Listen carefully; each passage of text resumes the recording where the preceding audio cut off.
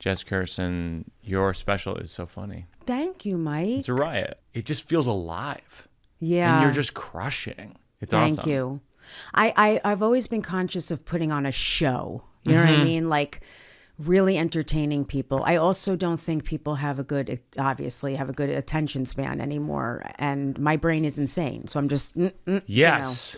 Well, it's interesting. It's like you're one of the people, and it's like we all lament, because you have kids too, but it's like we all lament what social media has done in nightmarish ways. It's horrible. But then weirdly, like for certain comedians, it's great. And you're one of those comedians. Yeah. I always bring you up because I'm always like, all of us comedians, Jim Gaffigan and like everyone at all the New York clubs for years is like, Jess Kirson's one of the funniest people on the planet. Oh, thank but you. the industry wasn't like giving you a show or whatever. Never.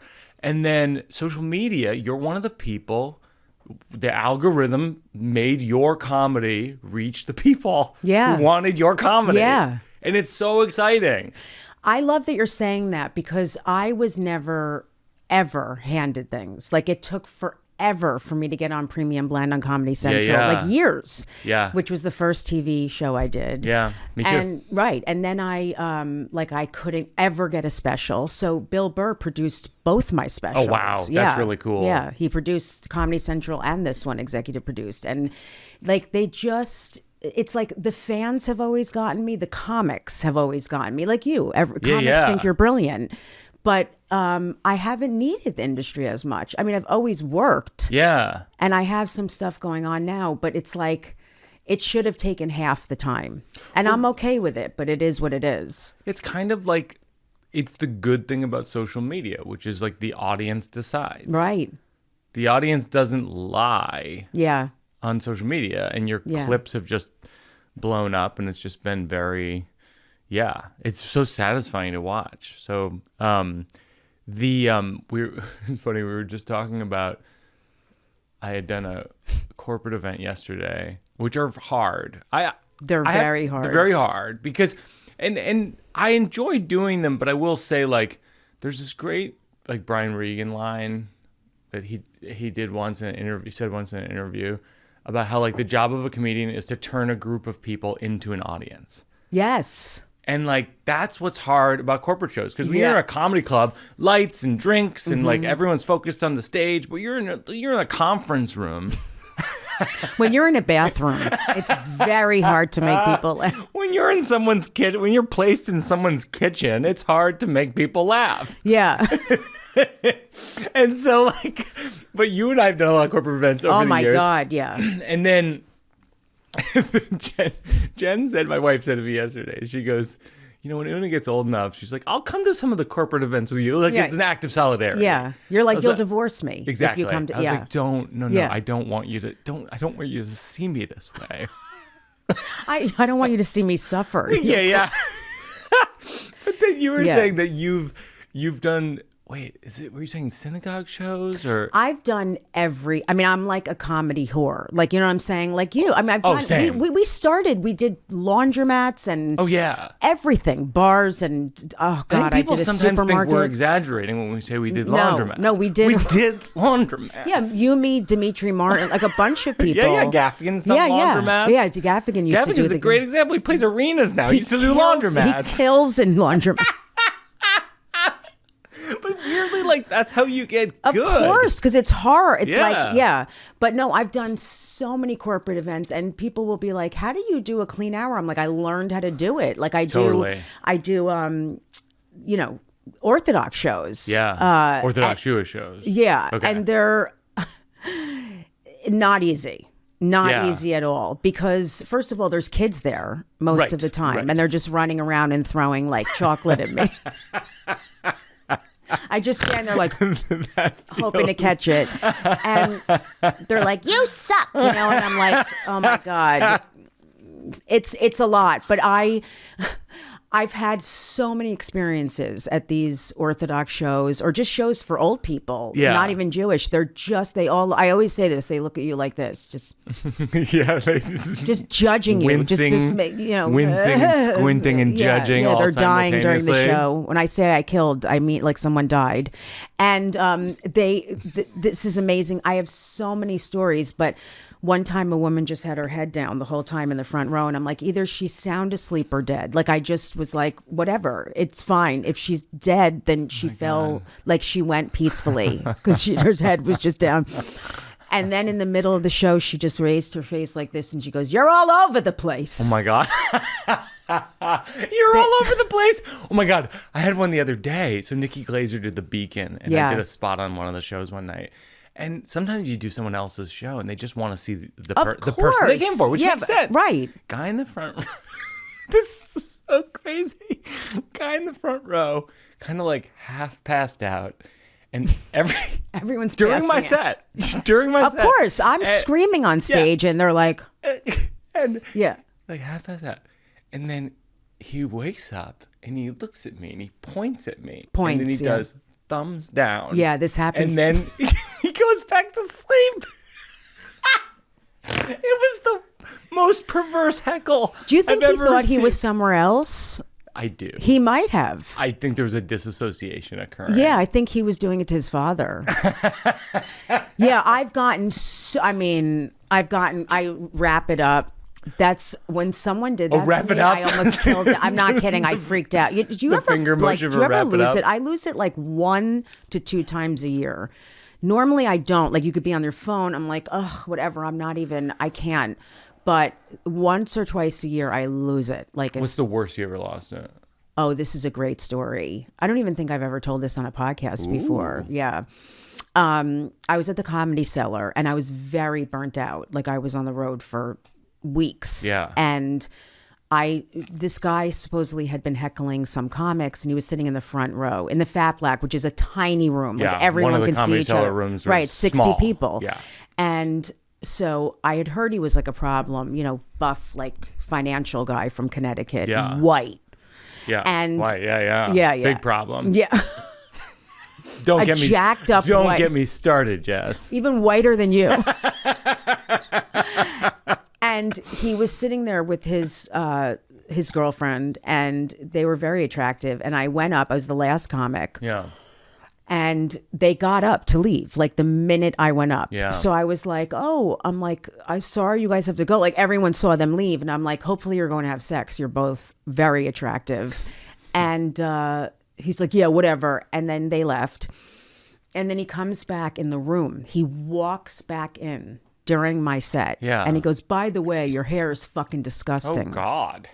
What a weird thing to say. I lost it. Oh, my God. I switch. You ever switch? Oh, yeah. Something happened in my brain, and I was like, I got silent. And then he left the room, and the audience was like, and I said, I couldn't believe I did this. I'm like, excuse me for 1 second. And I put the mic in the stand, and I walked off the stage quietly. God. And walked back into that curtain area. It's a tiny area where people pay. Yeah. In between the two rooms. Yeah. And he was standing there with his girlfriend and the security guys, who are enormous. You know what I mean? Like the guys who are at the cellar. Big guys. I couldn't believe it. I took him and I pushed him against the wall by his neck. He was huge. And I said, don't you ever... I know you're freaking out. This is a crazy thing. And I said, he was looking at me like he was in shock. And I wasn't. And I said, don't you ever fucking talk to me like that again. And so the whole crowd heard me, because there's only a curtain. And I'm like, you fucking hate women. Any man that would say what you just said to me hates women. I'm like, what did your mother do to you? Oh my God. And then I looked at her and I go, if you talk to me, a stranger like that, you must be the most abusive fucking boyfriend. Like, I wasn't screaming. I was literally just like talking to him as if he needed, I was like, you need help. You need to go talk to someone, and the security guys were dying laughing. They're like 7 feet tall. Right. They were screaming, laughing that I did that in front of him. Oh my God. And then I took my hand off his shirt and I went back. I don't get physical with people, but I lost it. And I went back on the stage and I go, okay.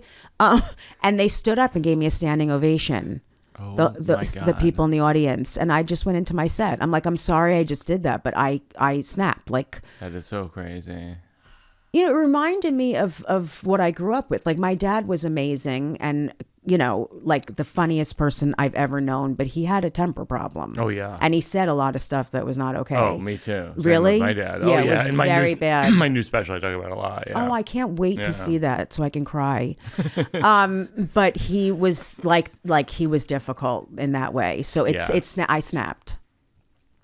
Yeah, I feel like I had more of those earlier Me in my too. career because it's like what you're describing is interesting of someone saying something that's just like cold and mean. It's mean. I'm like, and you're on stage, and so it's like we're not equipped for that. No, we're not. No one we're is trained. For that. And we're not okay. I mean, I'm not.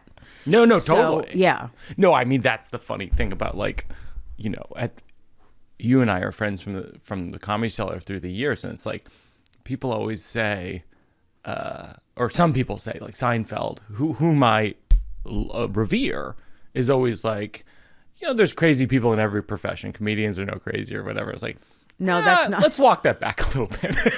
I don't think accountants are as crazy as comedians. Yeah, I think it's a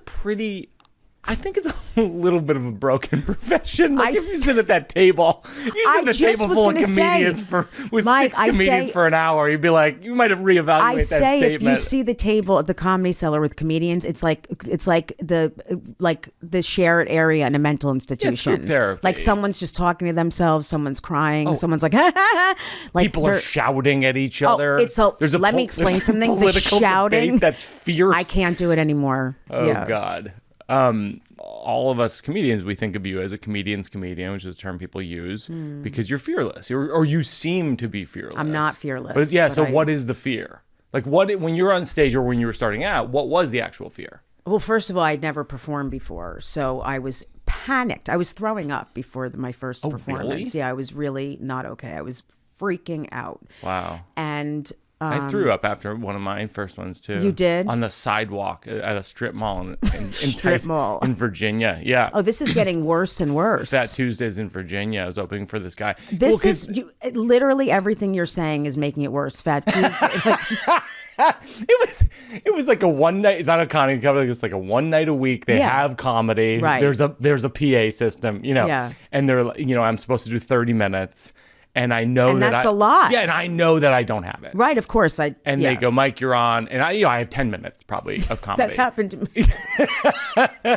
And then, you're like, when you're... Yeah. Which makes it worse, by the way. Yeah. The slowing down of comedy is the great death of comedy. Right. The thing that you're going to buy yourself more minutes of comedy with slowing down is the great fallacy. Yeah. So then I threw up on the sidewalk and then I walked on. And then the comedian I opened for apparently has told this story often to this very day. Yeah, that's his new act. Yeah. So, but you threw up I was first panicked time. about performing for a long, and I still, I go through a really weird experience now because I'll go on stage in front of 1,000 people in a theater, and I disassociate. I can't take it in. I can't. My ego cannot take the whole thing in. It's like it's a job. Right. And I'm there, but I'm not there. This is honestly the truth because it's so overwhelming to me. Interesting. Like when I get off sometimes, I'm like, what just happened? Right. Why am I standing in front of 1,000 people? Like, what happened to me? I was just like this girl from Jersey. I never expected any of this. I never thought any of this would happen. I really didn't. That's interesting. And so it's very overwhelming. And I need more of an ego and I need to be a little less humble because I have to literally like force myself to stand there. I in my mind, I'm like, just stay here, take it in because it's a lot for me. It's interesting because that is one thing that when I was doing that corporate event yesterday and I'm talking on stage about how my wife is an introvert. Yeah. And then this guy said to me afterwards, he goes, oh, you say your wife's an introvert, but a lot of people say comedians are introverts. And I was like, it's true. Yeah. But in an introvert relationship, someone has to be the extrovert or else you'll just never leave the house. Right? Like that's the whole thing. Yes. But as a comedian, it's this odd thing because people expect, because you're on stage talking, when you get off stage, Right. they think the party continues. With me, yeah. And it totally doesn't. No, it doesn't. Like, I'm so awkward when Yeah. I'm not on stage. I have a theory, which is that some of the reason why introverts end up on stage is because when we're in groups of people and we're telling a story or a joke, everyone just interrupts you. That's true. Right? Yeah. You'll be like, yeah, one time I was, fishing. And they'll be like, I have a story about when I was fishing. And you're like, no. Yeah. Yeah. And you're like, no, I'm telling a story, Yeah. But I think that comedy is an attempt to take control of that. I sometimes. agree. I don't know how you grew up, but I just was silent. Like Oh, with my interesting. friends, I was on and I was joking and I was the class clown. Yeah. But at home, everyone was so much that I just shut down. Because you're a big family? We're big in personality. Yeah.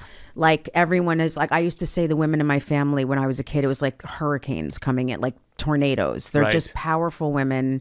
And, you know, it was like, this is okay, not in a bad way, but I felt that everyone was controlling and I just shut down. So then you were kind of holding a lot of stuff in. So then once you did comedy, it was like an explosion. Right. And I that- feel yeah. like I'm in control now. Like I have power. When I'm on stage, I feel very powerful. When I'm off stage, I feel like a mess. Yes. Yeah. That's usually when I see you.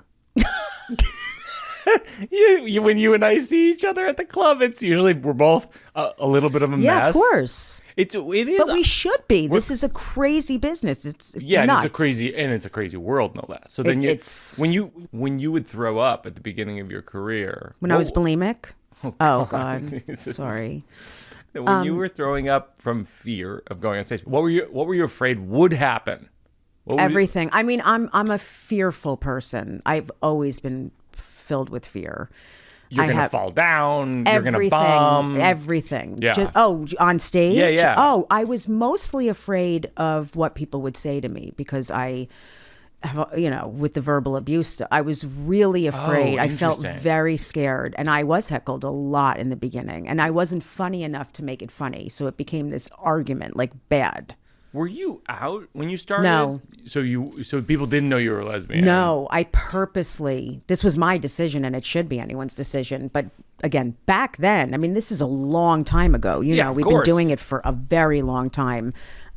There wasn't a ton of out comedians. No, there And weren't. I looked at what a lot of people did, like, oh my God, Wanda and Ellen Yeah, and Ellen, this one Rosie, and that one. yeah, I mean, yeah, they on and all, on and right, on. Rosie. And then they did it. And once we had my first daughter, I'm like, I can't. Like, I have to Right. be okay with this and be open and free. And I don't want her to ever feel like it's a bad thing. Yeah, of course. Yeah. So I came out. But I've been doing gay shows for years. By the way, I didn't want to be seen as a lesbian comic because Right. I'm not. I'm a comic Right. who happens to be a lesbian, so I would be called that if I had started that way. Yeah, and also there's a lot of like just gay comic shows and all that kind of stuff, Exactly. but you wanted to be just in the ensemble of Right. just comedians. Yes. Which, yeah. Well, I was going to ask do you figure jokes out on stage and then what's the process? You go home, you listen, you transcribe? I come up with an idea. Yeah. And then I write jokes for it, but I usually go up and then just like improv other stuff. That's what I did last night. And then I write that stuff down. Yeah. And then I keep building on it. So it's because a lot of times, as you know, you'll write stuff and you're like, this is hilarious. And then when you say it, it's like, this is not, there's nothing funny There's about nothing what worse than that feeling. It's horrible. The laughter in your head It's at the joke. It's the worst. Imagining people loving Dying, you. you're like, this is so clever. This is gonna love kill. me. And then they're like, my life is gonna change. right. But then what about the ones that you go up and it kills from the start? That is heaven. Oh, nothing like drugs. Yeah, exactly. It's drugs. It is. Yeah. It's great. Your mother's a therapist and used to see clients in the house growing up. What was the oddest patient you remember growing up that she had? This is so, I I have thought many times, and I've been asked to do a one-woman show about my situation with my mother because oh my God, yeah. we lived in Jersey. We lived in a house where she saw clients in the basement. Sure. And it was insane. It was it really? insane. Like, you interviewed Zach Braff, my Yes. stepbrother. And so we would listen to the clients. Jesus Christ. We would like... You're literally, Jess, you're describing, as a patient of therapy, you're describing my biggest nightmare. I know. Well, now there's sound machines and there's Sound machines. Yeah, like there's all different things. Well, most therapists use sound machines. Oh, really? Yeah. Oh, okay. Yeah, mine you'd uses a listen to loudspeaker so the whole town can hear It's broadcast at Lowe's. it. Lowe's. Yeah, because I'm a lesbian. Do you think of your profession as a comic analogous to your mom's job as a therapist? Like 100%. Yeah, it feels similar. When I watch you do crowd work, it feels like that. Well, first of all, I went to school to be a social worker for a master's, and I was like, I can't do this. It's too upsetting. Like, I can't listen to people. I can't. It's just traumatic. I'm amazed by that people can do that. Yeah. I feel people's energy even when I'm in a store or something. Like, I just couldn't handle you're at it. Lowe's. Yeah. When I'm in Home Depot or the car shop. On the softball field. But that was so hacky. I hate myself. So You're doing the voice. Yeah. Oh, right. You're so hacky. You're doing the best you can. It's a podcast. No one will hear it. Yeah. This isn't a big deal. I do. I've been in therapy since I'm 8 years old. Oh, no kidding. Yeah.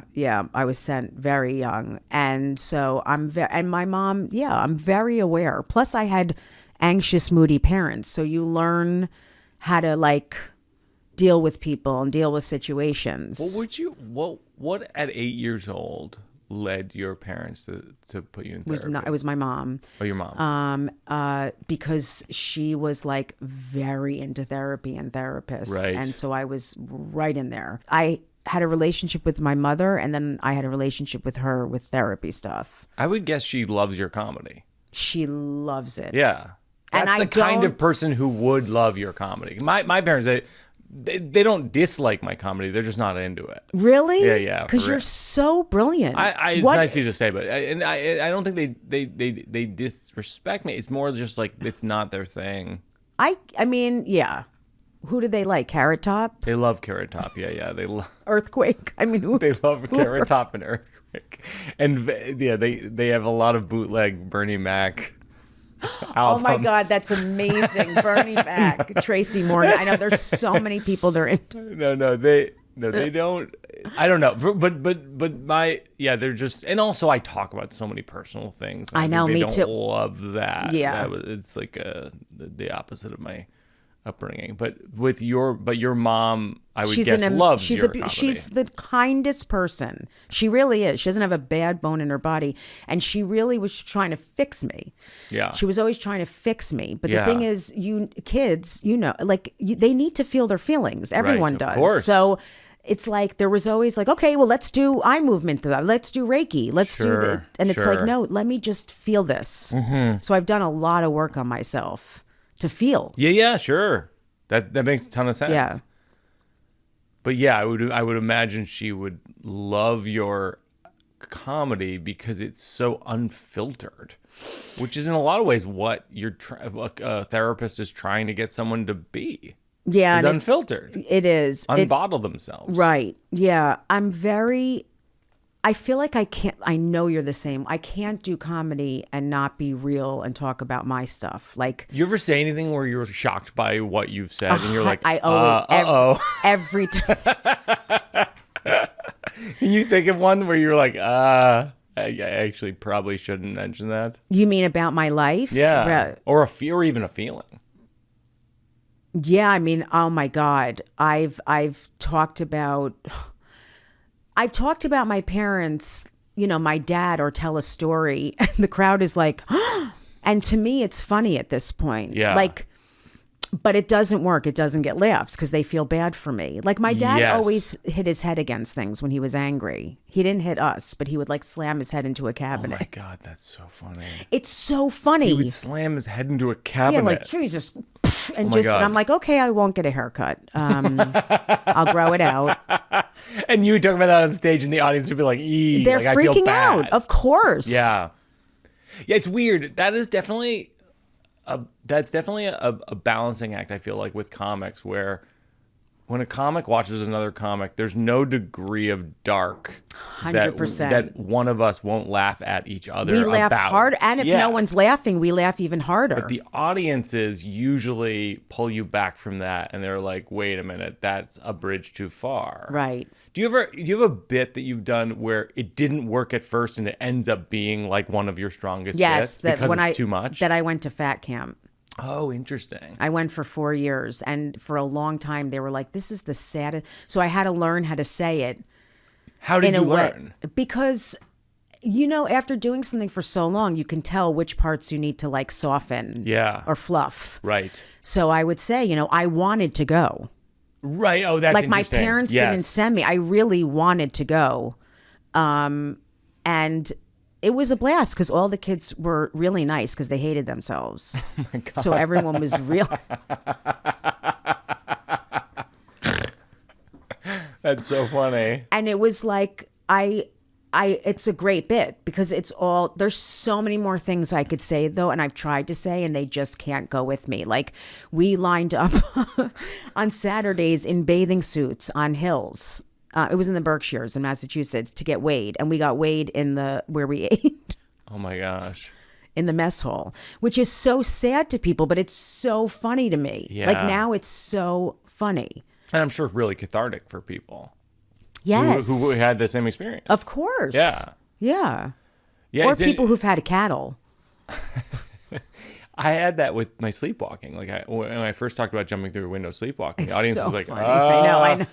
But then as long as you assure them at the beginning that you're okay now, Right. I feel like that was the key. It is the Like, key. I'm Like good. I'll say, I'm I'm okay good. talking Yeah, about this. I yeah. feel great about myself Yeah. now. But and I will say sometimes, like, you can let go. I'm okay with it. Yeah. And I'm like, if you're not laughing, it's because you hate your own body. Like that's psychological, but it's true. I'm like, you're not that worried about me. You have issues with your own stuff. I really believe that. Yeah. Yeah, it's interesting how, I have that with my new show where I'm like, I talk about my dad having a stroke and sometimes it gets quiet. And I'm like, Of it's course. my dad. Right. I literally tell the audience, I go, it's my dad. It would be weird if I was talking about your dad. If I was like, this guy's dad had a stroke. It's like the most perverse insult comedy ever. I know about everyone in this audience. Yeah. Your dad suffered a lot. I've done some research. Right. You go around the room, talk Yeah. about everyone's ailing parents. Right. Do I feel like your persona on stage is like you're witty, but you're tough, but also you're loose and That is you me. say wild things. Like, when you, are you ever intimidating to people off stage and you have to like Yes, diffuse it? always. Yeah. Everyone thinks that I am the way I am on stage, and Yeah. that's like a small part of me. Yeah. I mean, part of why I'm so like that is because I'm so scared and vulnerable. Right, So I'm like totally. an animal that's like afraid, like, Yeah. Yeah. You're there with a bat. Yeah, I'm petrified. Yeah. How Yeah. do you have a trick for diffusing people? You mean on stage? Off stage, if people are intimidated by you, because I feel like when I first met you, I was intimidated by you. I know whenever people tell me that, I'm like, ugh, but I get it. Was there a turning point in your comedy career where you felt like you could be brutally honest about like personal things in your life? Because I feel like when I met you, you weren't talking as much about personal stuff, and I feel like you No. went into that in the last like few years. I always talked about my mom being a therapist. I mean, not in the beginning. Yeah. But no, I didn't talk about relationship stuff. Also, now I have kids, so I didn't Yeah. talk about that. And that's personal. Yeah. I mean, not talking about relationship stuff is a lot. I made jokes about like my weight issues or stuff, but they weren't how they are now about what caused them. Yeah. Do people ever, because you're like, people see this in your special, but it's like your show I would describe as so different from other comedy. Thank you. Like it's so That's original. really important to me. It's so important. But do you ever have people That's not what they came for, course. and they didn't expect it. And have you ever had people complain about you? Of course. Like, what do the complaints look like? I mean, they're, that I'm vulgar, offensive. Right. I do characters of Jewish people that I grew up with, and I've had Jews call me anti-Semitic. Oh, right. You do a Jewish grandmother character. What are you talking about? This is my grandmother. What do you think is, when you're doing a Jewish grandmother, is that your grandmother? Yes. That voice? Yeah. You need to go. Like, that's my nanny B. That's my nanny B. And I grew up around all of People that. who are just listening to this should watch the special and see the face that you make. Yeah. You contort your face into what's probably what your grandmother's face looks Yeah, like. I've been doing faces and voices I'm talking since I'm a young kid. Since you were a kid. I was alone a lot, so I would entertain myself. Yeah. And I'd just be in front of the mirror and just be making faces and voices, and I was insane. Like, Yeah. It's cute, but it was, if someone walked in, they'd be like, this kid needs help. Yeah, it's so similar. Rachel Feinstein was on the podcast last week, and it's similar. My best friend. I know I know you guys are great friends. Both of you just embody the people. She is so brilliant. I can't. Like, when she does her grandmother, her mother, and her mom's a therapist. Yeah. I mean, we have has her so mom much and her in common. mother-in-law. Yeah, you have so much in common. You both do a thing where you embody the character, and it feels. I mean, I don't know these people, but it feels accurate. Do you try to go for accuracy? I do, because I just feel like if I'm going to do a character, it can't be half-assed. Like, I really need to become the person as much as I can, like the body things, and right. It's just so much more interesting. And I got that from watching old comics, like people who did characters, Saturday Night Live stuff. And, oh, interesting. Yeah. Who were your biggest influences? I mean, Gilda Radner. Yeah. I loved, she's not a comic, but Lucille Ball, because her face was so, Carol Burnett show was Incredible. I died laughing at that show. Yeah. Old Saturday Night Live people. Yeah. I was more into sketch stuff than stand-up. I was never, believe it or not, I was never a fan of stand-up. I'm still not. Yeah, it's interesting how, I'm still not. I'm not. I mean, That's it sounds interesting. crazy, but I don't watch, I'll watch you and 10 other people. I'll watch Gaffigan. I'll watch people that I can't watch all these specials. I feel bad saying that, but I just can't do it. What is it that takes you out of it? I want to know who someone is. I Right. want to, it's like, I want to know who you are when you get off stage. I want to know your vulnerabilities, your characteristics. I really do. I feel don't the want to same hear way. you just talk about other people. No, I feel the same I also way. feel like, and I'm sure you do. I mean, look at what you do. You're so vulnerable and honest and real. And it's so much harder to talk about your relationships or your parents. I mean, it's easier to just talk about just random things. Right. But I just don't laugh hard. I always say there's two different comics. There's ones who are givers and there's ones who are takers. And you can really tell when you watch a stand-up. You can tell the ones that really want to make people laugh, that want to help people, that are doing it mostly selflessly. And then there's ones who it's all about them. It's all about them getting, attention. Yeah. And I've never laughed at those people, ever. Yeah, that makes total sense. This is the slow round. Is there a song that makes you cry? Piano music makes me cry. Yeah. I love George Winston. Yeah. And when I'm having a time, I listen to piano music, and sometimes I listen to music to make myself cry, because I have a hard time crying sometimes. I'm the same way. You are? Yeah. Yeah. When I'm built up. I have that with movies and music. Yeah. Yeah. What kind of music do you listen to? I feel like what gets me in an emotional state is like the National, the band The National is very emotional to me. Yes, I get it. Radiohead is very emotional to me. Yeah. But yeah, that piano music, that's really interesting. I had it last night where my daughter Una was playing ukulele, and I'm not very good, but I play guitar a little bit, and we were just jamming, and it actually brought me so much joy. I was almost like tears of joy. That's funny you just said that, because I had tears of joy the other day with my kids. Really? Yeah.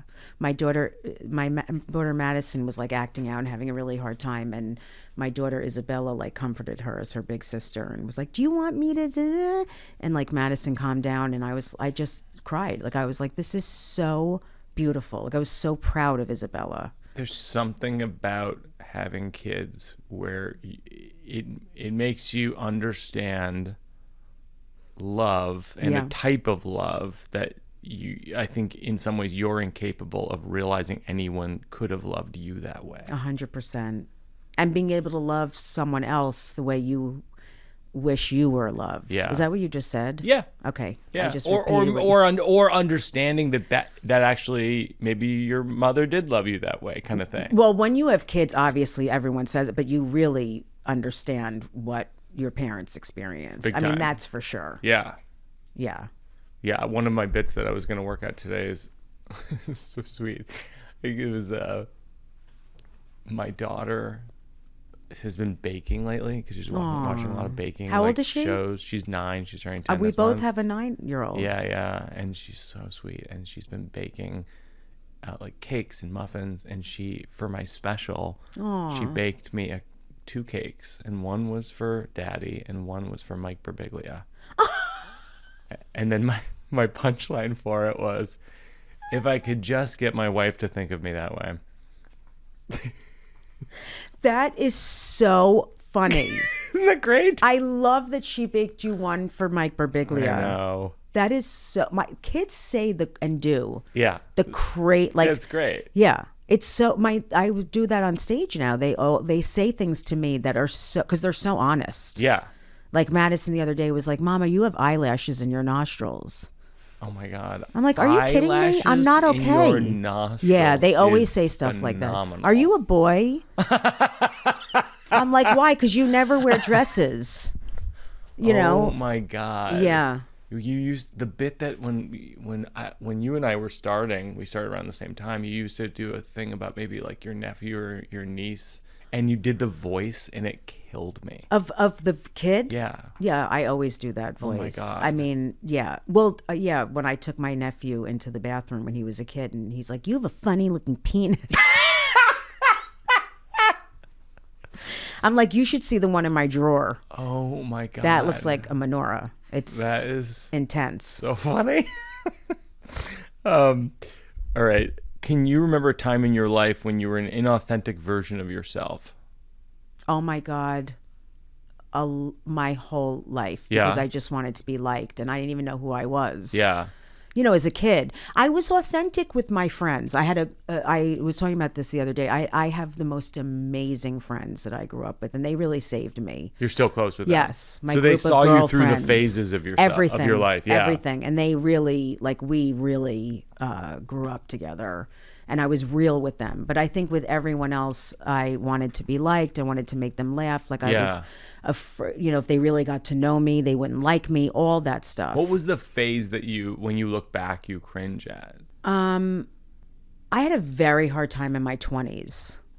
I was just lost, and I had no idea who I was. I was like coming out. I wouldn't accept that I was a lesbian for everyone else accepted it. Interesting. And I had a very hard time with it for a long time. I thought there was something wrong with me.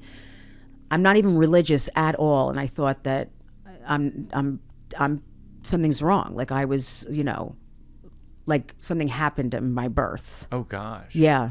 So were you in denial about it? Would you say to people you weren't gay? Yeah, I would never say I'm straight. Right. Ever. Like even when I was doing stand-up and not out, I would never ever say my boyfriend or ever. That's insane. But I would always say that I'm bi, because I also had difficult relationships with women, and I didn't know if I would be with a guy again. Right. I was with guys in high school. I mean, in college. But I was always wasted. Right.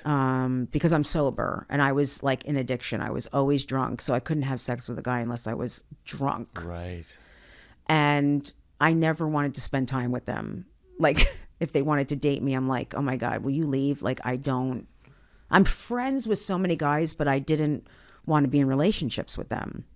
Right. You have that great joke in your new special about people coming up to you being like, you haven't met the right guy. I can change you. Yeah. That's very common. You know what I thought interesting enough?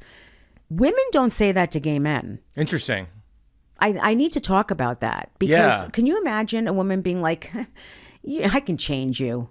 You haven't been with the right woman. No. I just don't think that happens a lot. But men do say that to gay women a lot. That's interesting. It's like, what makes you think you can, like, you're that special? Right.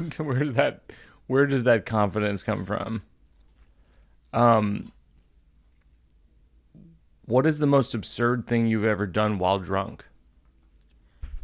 Oh my God.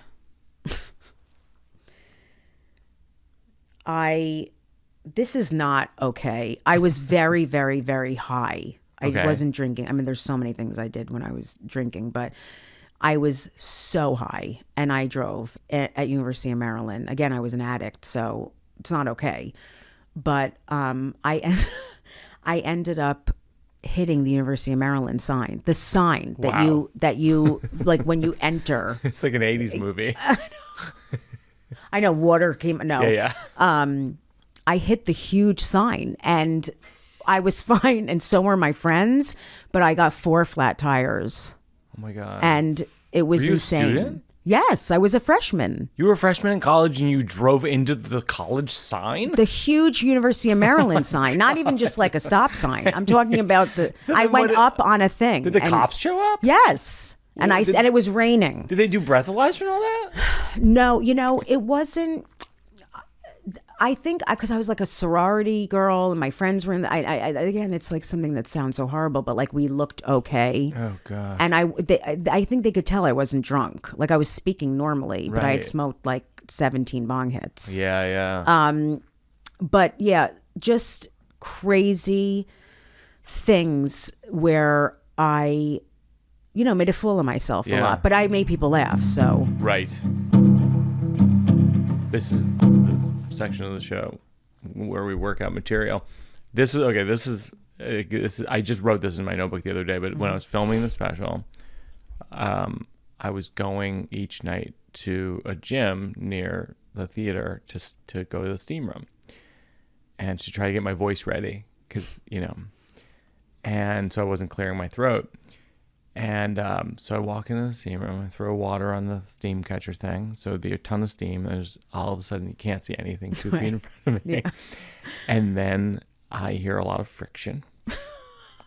And then possibly some lube. And then I heard someone say, "Oh God, yes." And then I left the steam room and I realized I think some people just want different things out of the steam room. They just have different goals. And I just this is how I write. I just wrote down a bunch of possible tags for it, which is,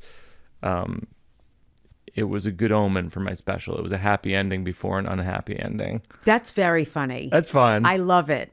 And then the other tag I wrote is, I stayed in the steam room and my voice sounds fantastic, and I do it for the fans. That's very. I love it. For the fans, and then wow, I got to go to that steam room. That's a lot. That's a very male steam room thing. That's not as much a female steam room, right? No, I mean, if lesbians were in a steam room, they would just be like, "Do you feel safe if I touch your hair? I just don't want to trigger you if I." How does it feel with your shoulder being touched? Yeah. Just crying. No, it's funny. Yeah. I'd heard about that, of course, from my gay friends for years. Of like, yeah, it's the steam room, blah, blah, blah. And I'm like, yeah, sure, I believe you. And then it was the first time where I was like, oh, wow. It's funny to picture you in there with the two of them. Oh, gosh. Yeah. Oh, God, yes. I mean, you could really say, even if they're like, come on, daddy. And you're like, is someone's father? Are they having a family reunion? Like you're clueless. Yeah. They're having a family. Oh, there's a family reunion. Yeah, it feels like a barbecue in here. Yeah. I'm doing crowd work in the steam room. Is anyone celebrating a birthday? That's hilarious. Where are you from? All right, so there's that, which is fun. at the steam room story. And then I thought you'd enjoy this. The older I get, the more I use the phrase one day at a time, and I'm not even in Alcoholics Anonymous. Like everything from Alcoholics Anonymous relates to my life except the alcohol. Do you know that my mom has said that everyone in the world could benefit from the program? Oh, I think it's an amazing program. It's an amazing program. No, I think it is. Yeah. It's impressive. I mean, one minute at a time sometimes. I'm serious. Like 1 minute at a time. It's true. Like, I mean, that's the title of this episode. Well, you just could named be going it. through something and know that it can change in 5 minutes. Like doesn't have to stay that way. By the way, that's a great tag for that bit. Yeah. 1 minute at a time. Because a lot of times with a bit, it's like, okay, the one day at a time is really kind of the joke of it is like that I relate to everything in AA, even though I'm not technically an alcoholic. But it is really like breaking down like, well, what's the truth underneath that? The truth underneath that, it is kind of every minute at a time you're going like, wait, what? Am I going to be okay? Is everyone going to be okay? Yeah, we think things through and it's normally negative. Like, we're like, this is going to happen, then this is going to... We have no idea what's going to... You have a child. Yeah. I mean, of course. Someone passes away. You end up getting another special. Like, we have no idea what's going to happen. I woke up at 4 a.m. this morning. Fully awake, wide comedian. open, eyes wide open. No, and then I'm like, okay, I'm gonna do breathing exercises. This is what I do too. And it's like breathing. It's like breathing from my diaphragm. Yep. You know, and then it's like an hour of this. Yeah. My body literally is like, feel nope, worse. no, thank you. No, thank you, breathing exercises. Yeah. Like, countdown from 500, 499. We're all going to die. Funny. This is so... This is this morning. I'm going to die soon after you're doing the breathing exercises. I know. I really get it. It's so... But it is 1 minute at a time. Yeah. And like, if I didn't live by one day at a time, I would not be okay. It's a really deep idea. There's also that term, I don't know if you've heard it, but it's a quote. And I'm spiritual and I believe in a higher power, but it's make plans and God laughs. That's right. My dad always says that to me. It's so true. Yeah.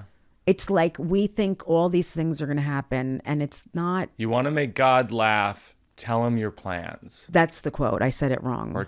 Or sorry, everybody, tell her your plans. It's okay.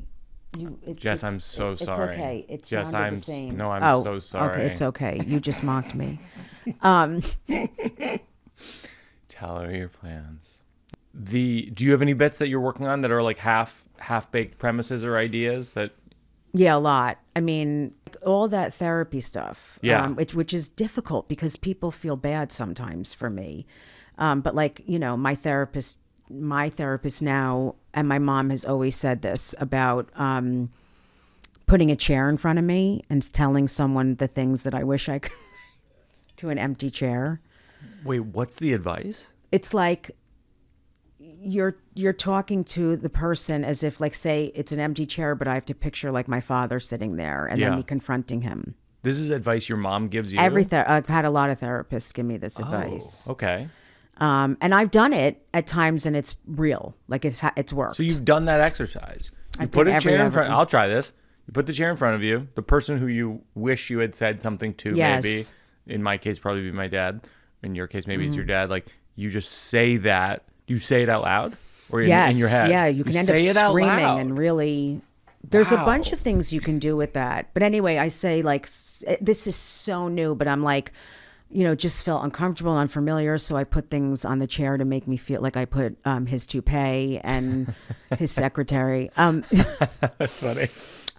But also I just think this is so funny. I actually, when I went to a rotten trauma fruit. place, rotten fruit.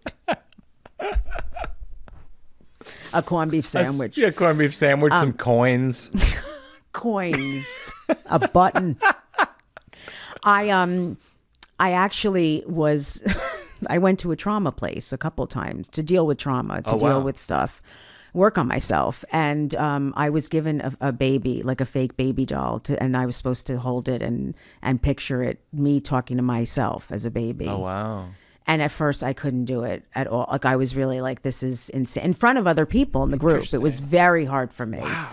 But I did end up going there. Was it? I was sobbing. You were sobbing. So it did work. Because I had no relationship with my inner child. And I was just like, it's okay. It's not your fault. And then I threw it against the wall. And it, yeah, I'm joking. Okay. I threw it against the wall. And it's in 10 pieces and I keep it in my purse. Yeah, and I keep the head in my purse.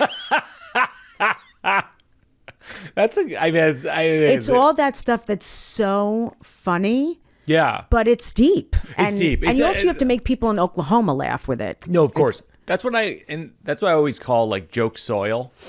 It's like, that's all that stuff you're describing is like super fertile for jokes. Yeah. Because it's so kind of genuine and intense. And like, I think that, once you can get the audience to feel like it's okay. Because the holding the baby thing, it's really interesting. It was very uncomfortable. I'm like, I'm not going to be able to do this. And then let me tell you something. I was like sobbing. I felt so bad for the kid in me who just was petrified and felt alone and scared and had to make people laugh to feel like I felt like I had to do that to get people to like me, which is a gift now. But it was... The other thing I do is, I don't know if you remember this. One tag for that is like, so they gave me the baby and I cut it up with scissors. And at the end of the show tonight, I'm going to hand out the pieces of the baby. And that's why we're here tonight. Would you like the tongue? Like to turn it super dark. Oh, that's really funny. But it was healing. It was very healing. I feel great. I just hold up a bag of body parts from a doll. Oh my God. Throw them out to people. No, that's great though. I love that. I mean, the other thing that I think might help you, I mean this, and it's helped me my whole life, but my entire life, my mother told me to write letters to people and not send them. Have you ever done that? It's amazing. I've done it with emails. I've never done it with letters. Yeah, you actually, emails is kind of amazing. You actually write out a letter and then you end up burning it or burying it. Oh, that's interesting. It sounds like what? But it really...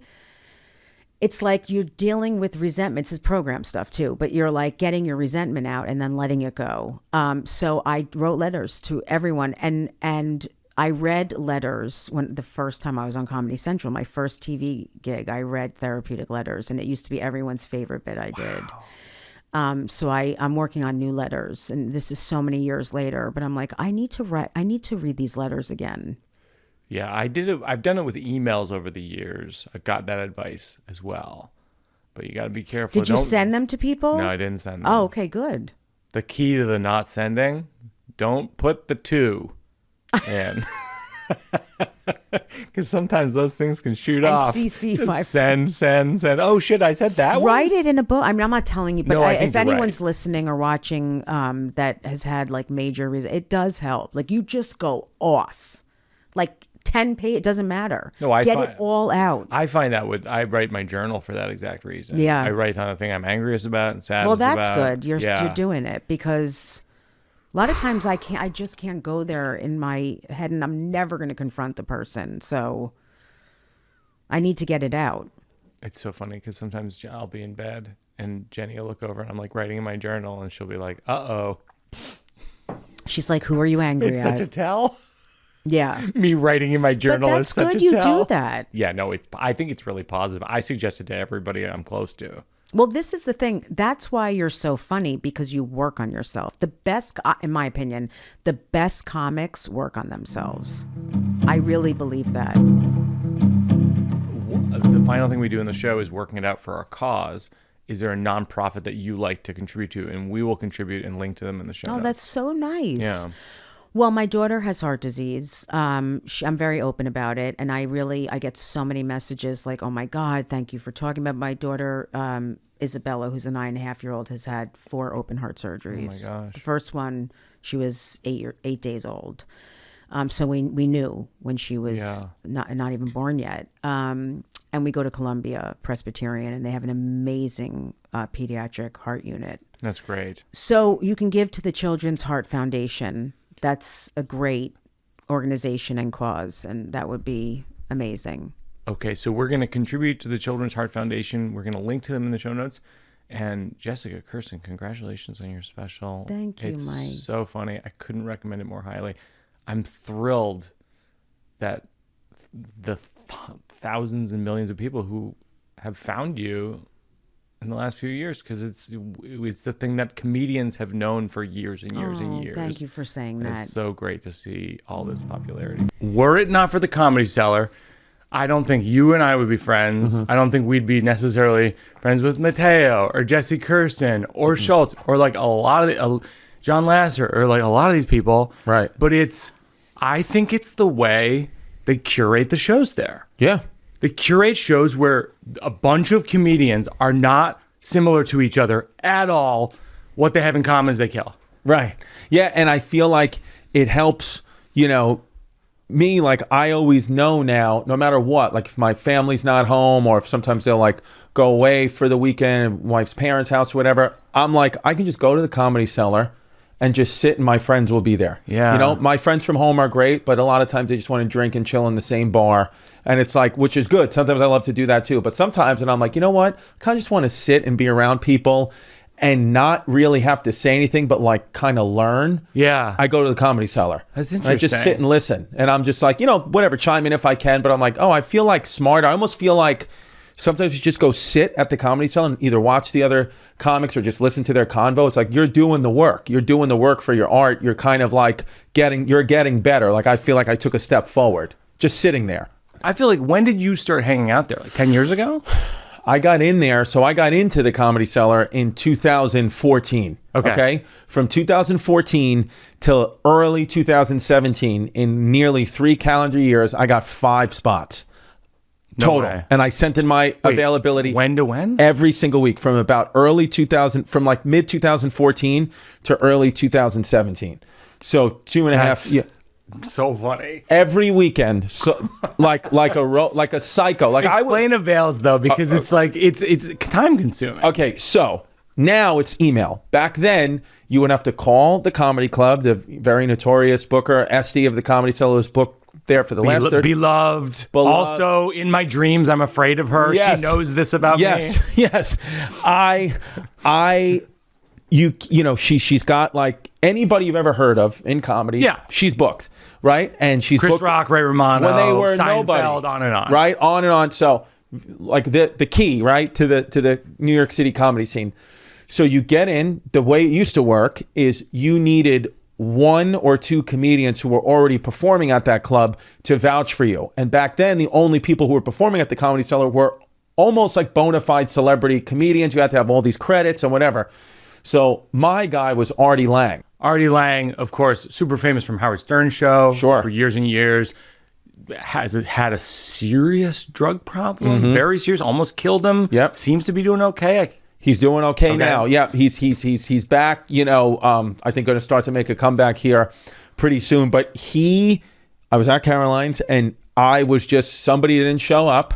And Louis Ferranda, who's the booker of Caroline's, I would just hang around like a comedy club rat, right? Like I was just there. I would host for him. I would just be there. I was like brand new at comedy, and he was like, "DeStefano, go up there." So I went up there, and I wasn't necessarily funny yet, right? But I was doing the things like that I thought were funny from the things I had seen in my neighborhood, growing up, like, start make fun of somebody's shirt, like, look at this asshole, and like, things like that Artie Lang is from similar. Artie's from Jersey. Yeah. I was from Brooklyn, but it's very similar. So he straight up told me after, he was like, listen, I think you have something, you don't have the jokes yet. He's like, but why don't you come on the road with me? I think my crowds will like you because you kind of sound like them. Yeah. So he was like, so just come on the road with me and you can watch me and get better and you'll get your first shot at the road. So my very first show, I go out to 2,500 people at the Count Basie Theater. So whatever that is. Jersey, yeah. Humongous place. Yeah. I go out there and Artie, it says, just go out there, do 5 minutes, bring me up. It was a 2-man show. Do 5 minutes, bring me up. So I'm like, okay. I mean, I've never performed for more than 20 people. So I go out there. all of a sudden, I walk out there. They say, introduce me, whatever. I walk out. I'm wearing a purple shirt, like a purple button-down shirt, jeans, shoes. So packed house from like the last row. Somebody goes, "Nice shirt, pussy." Oh my God. Yeah. Crushes, right? People are like, and then people start heckling me, and I'm just I don't have the chops yet. So I'm like, you guys ever go to England? Like, like I had this whole bit about how English is not really English, right? And just a bombing, right? Yeah. I get maybe 90 seconds in, Artie comes over, the voice of God, Mike. In the background, he comes over. He goes, "Leave him alone, guys. Leave him alone. He's a good kid." And then people start cheering because they hear Artie's voice. And then I swear, so I could see him, behind the curtain, like I see him. And then he goes, "Just come off." So he goes, "Come on." He goes, "All right, I'm coming up, fuckers." And then walks out, and they go crazy. And, oh my God. Yeah. No. Yes. And Artie killed. And then literally we went, took me out for pizza. We went, he was like, God, "This is what happens on the road. Don't worry about it." And then he just was like, "Next time that happens though, you have a comeback immediately." He was like, "It's almost like if you say anything back, you'll be in charge because you're the one with the microphone." But I just said nothing. Like I almost said, "Give it up for that guy. That was a good one." Wait, hold on. So this is like a thing where one time I said to Liz, one of the managers of the Comedy Cellar, I go, who you love, right? You love Liz. She's great. She's great. Either Liz is on your side or she's not. And she is on our side, thankfully. So she's great. I think she has great taste. And I said to her once, I go like, who is, because I'm obsessed with this as a concept. I go, who wasn't funny and now is great? She goes, Chris is definitely number one ever. Oh, really? Wow. Yeah. That's nice. Like, didn't have it, has it times a million. I appreciate that. But you know what she said? She had an addendum. She goes, it's because he had kids.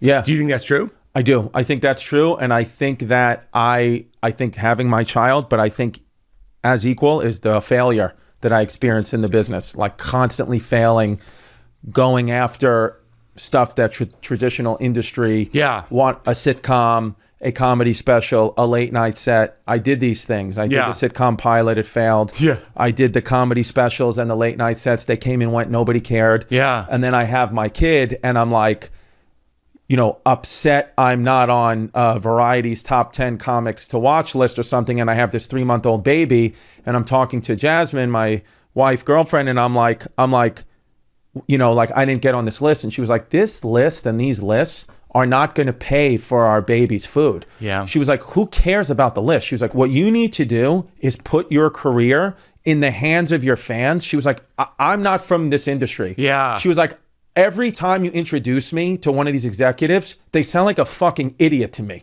She was like, I know for a fact they have no idea what they're talking about. And half the time they're telling you what's funny. And she was like, I know. And she like names her name. She goes, I know that motherfucker ain't funny. Because she's a Puerto Rican girl from Sunset Park. So she's just very raw. She's like, I know that motherfucker wasn't the class clown. Yeah. I know he wasn't. So you need to start to, you are in charge. And she's like, and you're in charge of this family.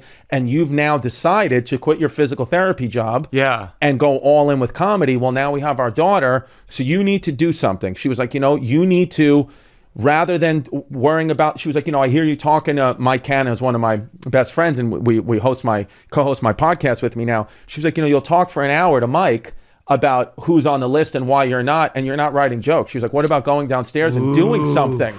She was like, even mentioned the Comedy Cellar. She's like, you talk about the Comedy Cellar, you're never there. They don't book you. Wow. Initially, I was taken as like, she doesn't understand my process and maybe she's not the right girl for me. Yeah. And she doesn't understand shit and she's not a comic and all these things. Right. And then when the kind of settled down at night, I was like, she's fucking right. Yeah. Like you can't imagine she's right.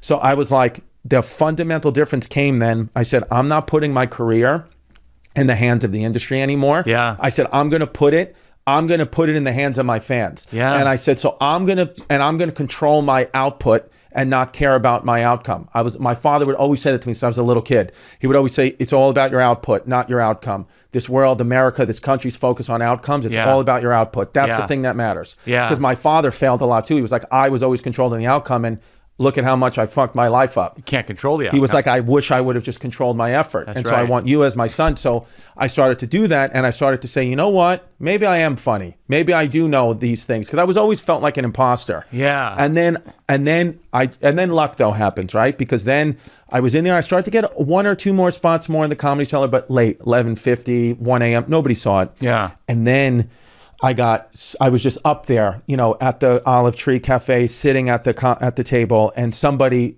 canceled their spot. I was there. I had 11 o'clock spot, but I was there at 7 o'clock. Yeah. I was writing, eating the chicken wings, whatever. I was just there in what I thought was my office, and somebody canceled their spot last minute, and they didn't have a comic. So I went up at call it 8:30, and as I'm up on the McDougal Street stage, the main one, Noam, the owner of the club, was walking to the bathroom, and I had hit on a big laugh on something. And I saw him stop and look at me and start watching me. And he stayed for my whole set. And then I kind of felt his eyes on me. So I was like, you need to but I think you have a chance here. So you need to go do your A material. I had a plan of doing crowd work. I was out the window. Yeah. Go do your David Letterman set. Wow. Go do that. And so I did it, and it hit harder and harder. And then went upstairs, didn't hear anything. I thought, whatever, it just came and went. But I was thinking, I control my effort. I had a good effort in front of the owner, whatever. Next thing you know, I call in for my spots. I get 10 of them, which I never gotten, 10. And then I'm just... This is your Rudy moment. Yeah. And then I'm just in. And then it's Noam talking to me, Esty, Liz for the first time being do you want more spots? My God, is this 2017? This is 2017. And no, it's not like they ever said No, then great it job. changed. It's just nobody said anything to me. Nobody ever said, Liz never said what she told. She never told me that. It just, things changed. So then I started to go up and move. And then I finally felt like, holy shit, the first time I ever sold out was Hilarities in Cleveland. I had sold out the weekend finally. And that was the last weekend of February 2020.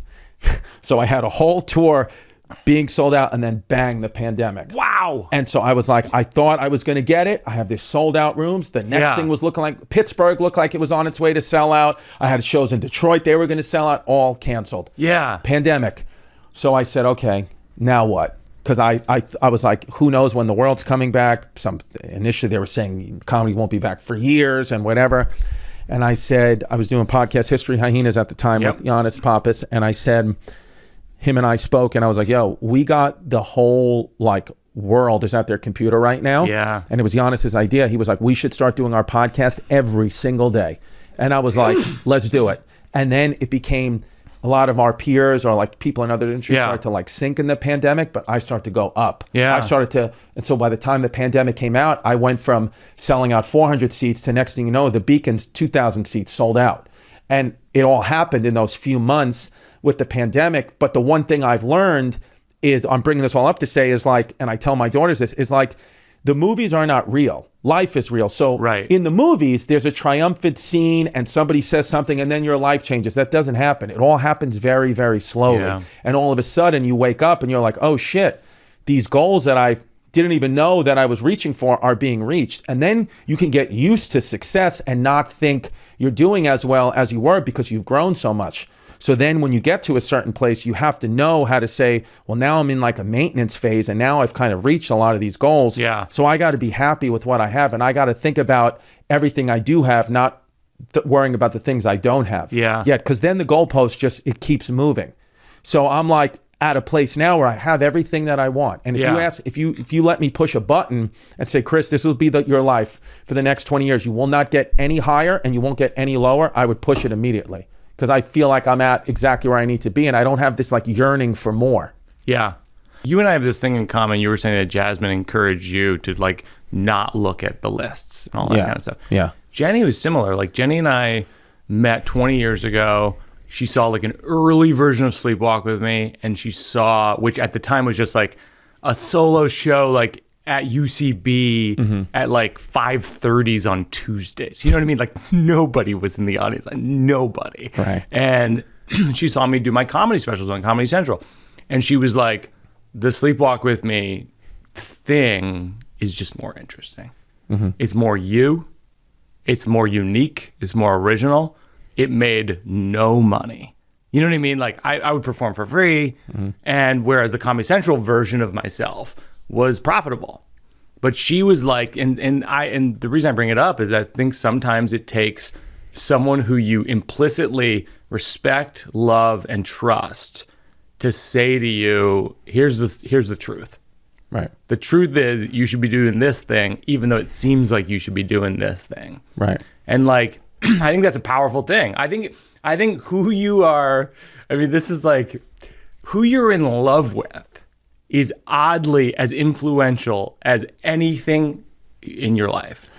To me, love is like the only actual real power and currency there is. Everything else, right, is kind of man-made. But for me, it's like, I see that with kids where I'm like, okay, I don't know whoever God is to you, whatever, it's whatever you want.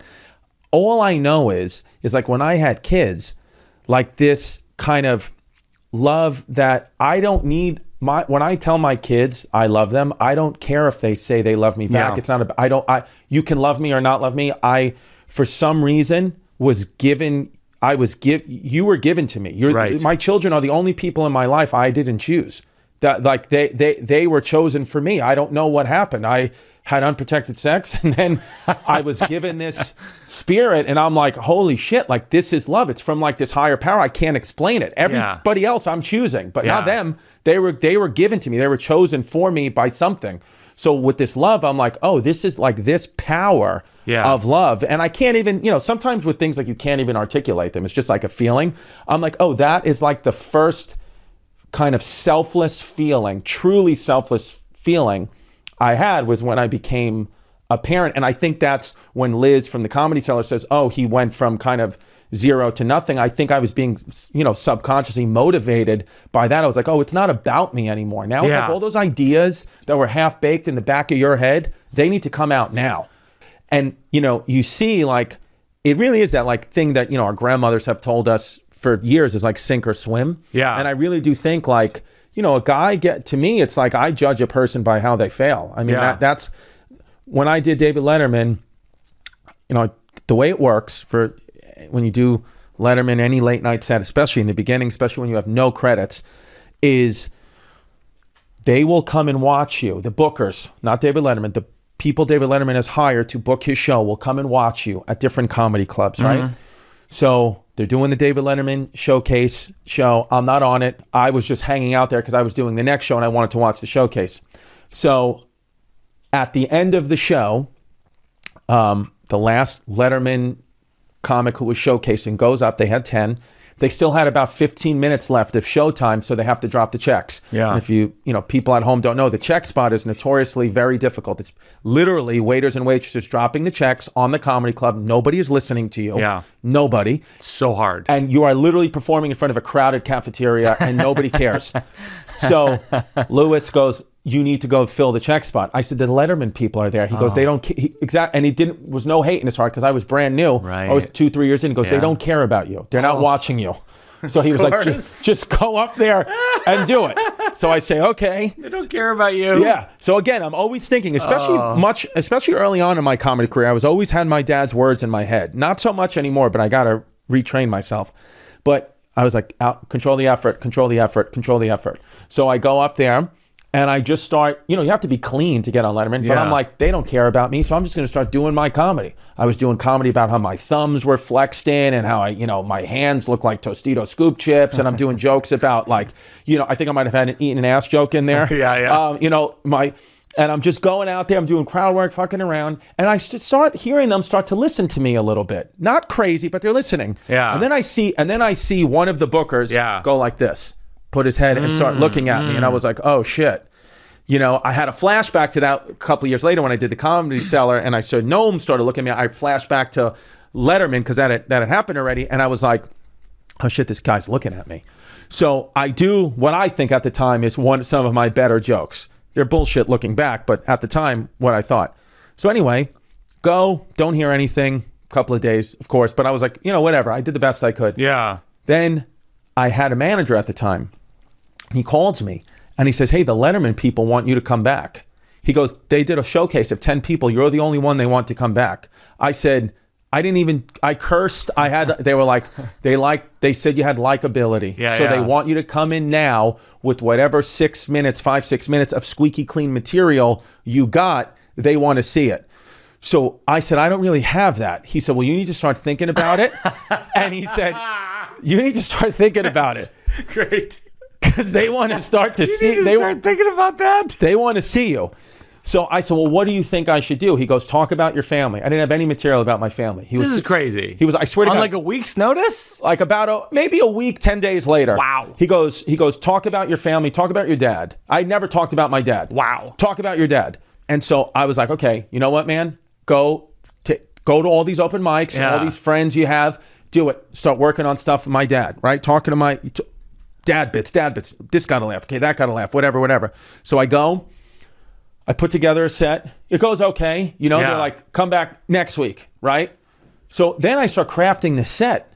And then it starts to become like a pretty strong set. And it's getting like real laughs in front of them. Like real laughs. Like one time I even got like an applause break. And I was like, oh my God. But I'm never getting booked. Never. Yeah. They're not booking me. This goes on for like 3 months. Never getting booked. Every week. It was like a part of my ritual. Wednesdays, they would come see me at Caroline's and I would just do this. Really? I swear to God, because, the Letterman people. Because the Letterman's not that far from Caroline's, so they would just come and watch. So they're watching, keep coming, right? I'm not getting booked.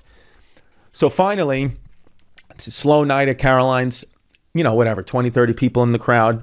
Same thing, do the set for them, bombed. Like a full zero. Yeah. Bombed. But I did the set, did it. Manager calls me the next day. He goes, what happened last night? That's how he starts the combo. He goes, what happened last night? And I said, man, I bombed hard. I said, it was the crowd. There's 20 people from Sweden. I said, I would assume that's it. I said, but at least, maybe they'll keep me in mind for something in the future or whatever. He goes, no, I meant what happened because they just called me and said, you're booked. Oh my God. And I was like, what? He goes, you're booked, man. You are booked for next Thursday. And I was like, what? And he was like, they said you're in. And so I was like, he was like, you got to go get a suit. So I went to Suffolk County, Long Island, and I got a suit off the rack from Joseph A. Bank. If you go look at this suit, it's literally 2 sizes too big. I look like I'm wearing football shoulder pads. But that's the suit I went out in. And so I go out there and I do the set. And I felt like very like locked in, it went well. And then when I got off, I said to the bookers, they were like, great job, great, congrats on the first thing, whatever. Gave me the signed cue cards from Letterman. I was like, this is amazing. And I just said to him, I said, I have to ask. I said, why did you wait till booking me after that show last week? And the guy, Alex, great guy, he was like, well, we needed to make sure that you could fail professionally. Oh. That's all we were looking for, is how do you face adversity? We know what you could do when it's going well, but they were like, we don't know who, nobody knows you. This is your first set, first ever TV credit. What if it didn't go your way and you imploded? So we had to make sure, he was like, because you got no laughs last week. But he said, I could not tell that you were bombing. It looked like all the other times, and that's all we needed to see. He said, we called David as soon as we left and said, he's in. That's an incredible story. Because they saw me fail. So I always remember that. It's key. Yeah. It's a key thing. You got to just do the show regardless of the conditions. Because you don't know. Yeah, you don't know.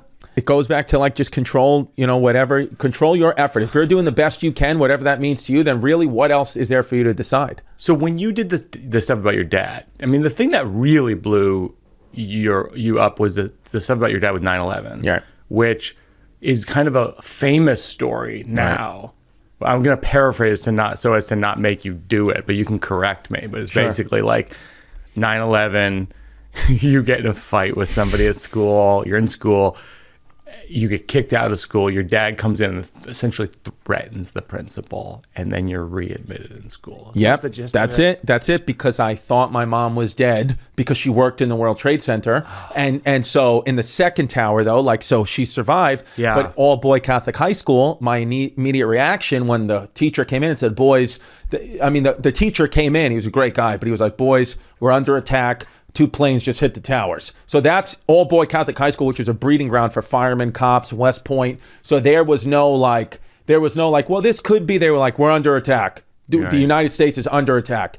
And so it hit me like with so much emotion, and I was just thought about my mom, and I immediately, we would all smuggle our cell phones into class, try to call her. It's not even going through because everybody was trying to call that day. So I just started to cry, and then a kid, again, we're all boys, just starts laughing at me. So I just broke my chair right over his head. I just took and because I was just like, whatever. So that story though, if you look at it, Chris Stefano 9/11 story, the version that went viral and that, kind of people know me for in some circles was the version that I always wanted to do, was the unedited raw version, because I had told that same story on my Comedy Central hour special the year before, but due to certain things I had to cut this word, cut that, edit this, edit that, because you know how it is, it's Viacom and whatever, the Comedy Central people did what they had to do, but it didn't go anywhere. Nobody cared. It wasn't until I actually did it at the Comedy Cellar, raw. I did it for the room. So I did it actually on 9/11 in 2019. Oh, you did it in 9/11. That was September 11th, the day I filmed that. Oh my God. I felt like nobody was addressing the elephant in the room, which was it's 9/11, it's a somber day. We're in West Village. You could see the Freedom Tower, there, right? And right, the old tower, sure. So I was like, you know what? I'm just gonna go up there and I'm just gonna just raw for the room. I'm doing this set for the room. And so I was like, I'm just gonna start talking about it. And then right away started to like release the tension. I was like, well, now I'm going to tell the story. And I knew it was something because Liz and then all the waiters and waitresses were all stopped in the corner and watching, and other comics started to come down and watch. And I was like, oh shit. And then as soon as I got off stage, Liz was like, I'm going to send you this tape. You need to put that shit on the internet right now. And I was hesitant because I was like, no. I was like, I can't put something. I was like, this was for this room. And she was like, stop. You need to put that shit out now. Wow. And I was like, so I put it out. And I said, but I don't want to put something out that's like, what if people think I'm making fun of 9/11? It's comedy around 9/11. She was like, or you put it out, and she was like, that I think is going to heal people. That's going to help people who lost someone in 9/11. You can use proceeds from whatever that makes on YouTube to go to a 9/11 foundation. There's a million things you could do. You need to put that out. She was like, that's going to make people happy. And it's interesting. I put it out, and it started to kind of go right away. Started to go viral right away. And what I really took from it was I just did exactly what I wanted to do and the way I wanted to do it, raw, unedited. And that's the thing that people responded to.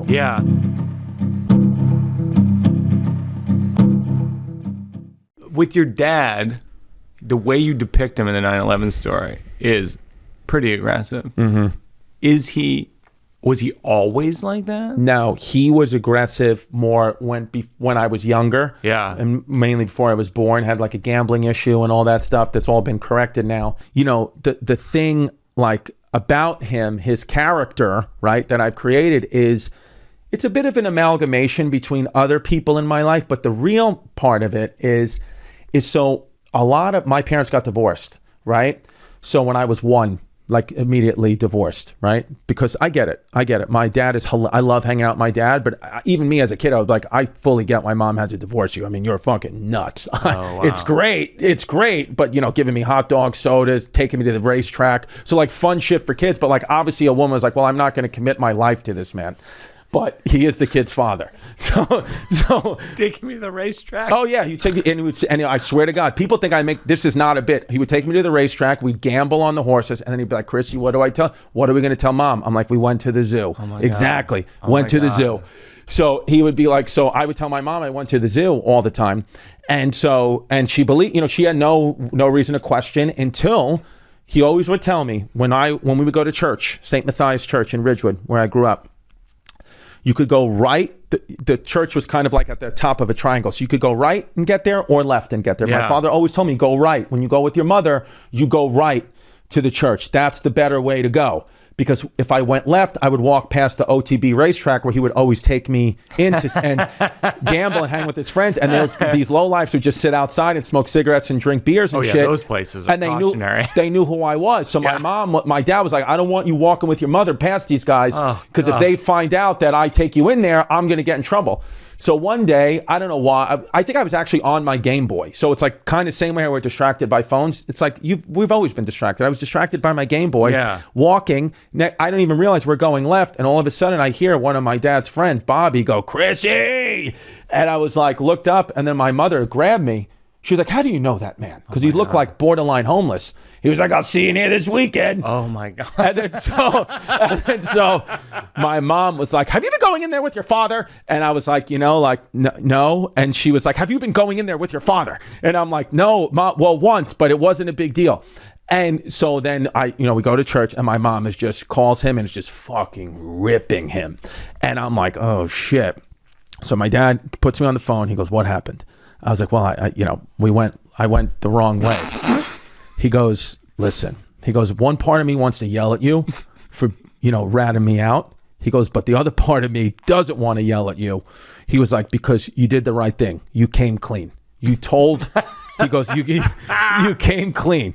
He goes, but you got to understand, we can't go in there anymore. And he goes, and some of the things that we do, like I love you and hang, but he was like, we can't go and do those things anymore. And because I used to have a lot of fun. He's like, Mom said we can't do those things anymore. And I said, yeah. And then I remember my mom telling him, he was like, you need to go get help. Like, you're a gambler. You need to go get help. Gamblers Anonymous, whatever. And then he went. To his credit, he went, fixed his problem. And it's like it's interesting because his big thing was sports gambling. So I'm a guy, I not constantly, there have been times where I've been offered like, hey, do you want to do an ad, be like do a voice for DraftKings or a gambling, you're the Brooklyn guy and you want to, and my dad's always thing was, he was like, I never, ever, ever want you to even learn about sports gambling. Wow. I don't want you to know what a spread means. I don't want you to know what the vig is. So all my friends who are doing this gambling every weekend of football, it's like genuinely a foreign language, those and cards. Like if you could put out a deck of cards in front of me right now, I would have no idea what spades or clubs. I don't know, because that was his one promise to me. He was like, I really don't even care if you do heroin. Just do not get involved in gambling. It ruined my life. So it, I think it's bad advice about heroin, though. Yes, true. Yeah, I know. He's wrong. He's wrong. Yeah, heroin's really bad. I know. All right, I'll make a note. It needs to be me telling you right now. Yes. Do not try heroin. Take the syringe out. Do you have anything with your kids where you're trying to reverse what your relationship was with your parents? So, yes, one thing that I think it's my very good parents. My mom is a great woman. She's a very anxious woman. So one thing that I highlighted about her that affected me subconsciously was almost anything I ever wanted to do, from playing basketball to doing comedy to getting a different kind of haircut to any time I took a chance.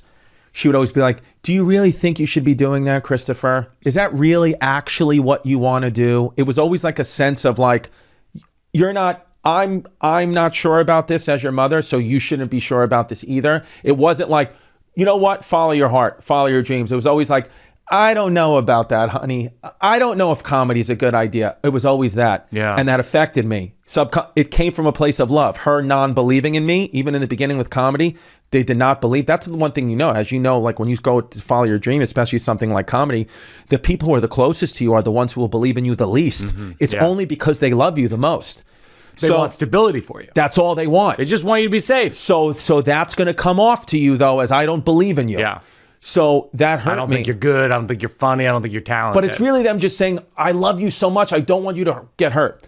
So I'm very, very conscious of now when my daughters, my little one is 8. One is 8, one is 2. But I also have a 13-year-old stepson. So my 13-year-old stepson and my 8-year-old daughter, when they want to do anything, so long as it's safe, when they want to do anything, I support them right away. Like just today, there was a big argument in the house because it was dress down day, and my daughter literally, listen, she was dressed like a mailman. She looked like she worked. Somehow it wasn't a U.S. mailman, postal service, USPS, but she literally, she wanted to go dress that day. She looked like a full blown. She looked like a little boy mailman, and so I was like, And my wife is like, if they're arguing up there, I want you to wear this or whatever. So I went up there and I said, look, I pulled Jazz out to the side. I said, look, I'm on your side. I am always on your side. I said, we have to give her a win. We have to give Delilah a win. I said, let her express herself. She's like, yeah, but the kids are going to make fun of her. I said, good. Then she'll learn. This will be a great learning day. If they make fun of her, I said, you know what's going to happen? Maybe they make fun of her. I got confidence. Her father's a professional comedian. She has comebacks. Number one. I said, number two. He's got comebacks. Number two. I'll try my daughter. She'll fucking rip you, dude. She watches Anthony Jeselnik. So she'll rip you. So Dave Attell, Jeff Ross. So, and I said, but the other thing that could happen, 50-50 chance, is they look at her as the coolest kid ever, and then they start to follow in her footsteps. Yeah. I was like, let her take a chance. And it's funny you're bringing this up because just this morning, 6 hours ago, I was like, Jazz, remember when I told you like my mom like never believed in me and never would like I don't want to do this to Delilah. Like, let's just let her go out. Like, she'll be happy today. Went out.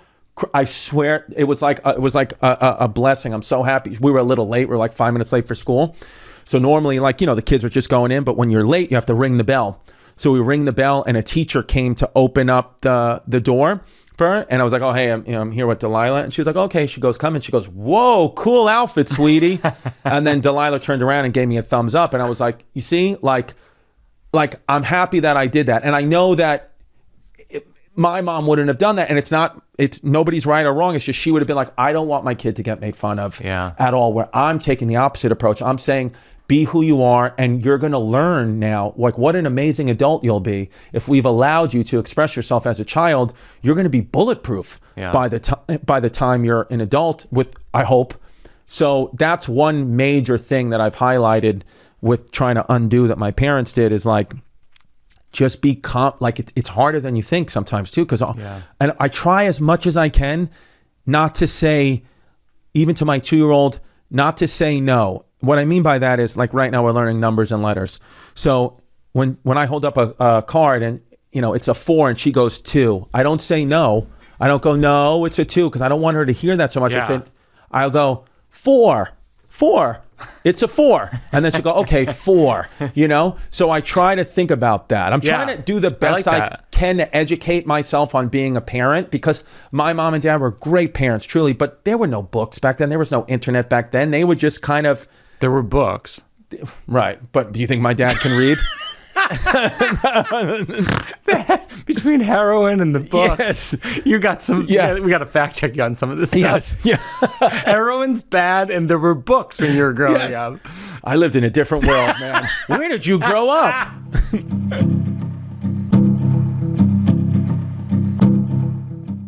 All right, so this is called the slow round. What's the worst you've ever bombed?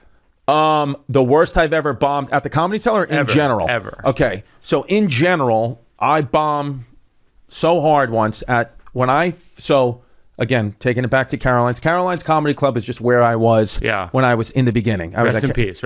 R.I.P. Yeah. The Caroline's Comedy Club, they really treated me great. I love the people there. I always, remember them for how much opportunity they gave me. And so I used to open up I was the MC, man. I would go in there and I would just open up for whoever was there. I would do it. And one of the guys was Angel Salazar. Oh yeah. So Angel, check it out. I opened for him in Cleveland once. And he walks out and goes, check it out, Cleveland. Check it out. That's his catchphrase. And his closer is he winds up getting into black leather underwear with like a whip. Yes. Right. Classic. Yes. So and by the way, I mean, he's in classic films from the 80s. Scarface. He's in Scarface. So that's been his credit for 35 years. So that's why I'm bringing it up, because he's known as the Scarface comic. So he gets a lot of mafia guys or kind of wise guys that will come to his shows. Yeah. So I open for him, right? And then these wise guys kind of, talking to him after, and they're like, you were pretty good too, kid. And I'm like, oh, thanks. So they tell Angel, they say, listen, next week, we're in the green room at Caroline's. They say, next week, we got a party at a restaurant in Queens. I think it was called Spinelli's. Sure. Spinelli's or it doesn't matter, something. Right? Yeah, Scungili's. And so he goes, we want to Angel. They're like, we want come down, we want you to perform. The restaurant's open. It's just the guys and their wives, right? So he's like, okay, I'll be there. And then the guy says, and bring this kid. Bring him. Bring this kid. So That's so funny. I swear to God. Bring this kid. So Angel goes, How old were you? 29. Okay. Yeah. So 28. So Angel goes, tells me when they leave, he goes, okay. He goes, you come. He goes, I'll give you $20. I was like, okay. I mean, I'm pretty sure he just said he was going to give you like $5,000 in cash.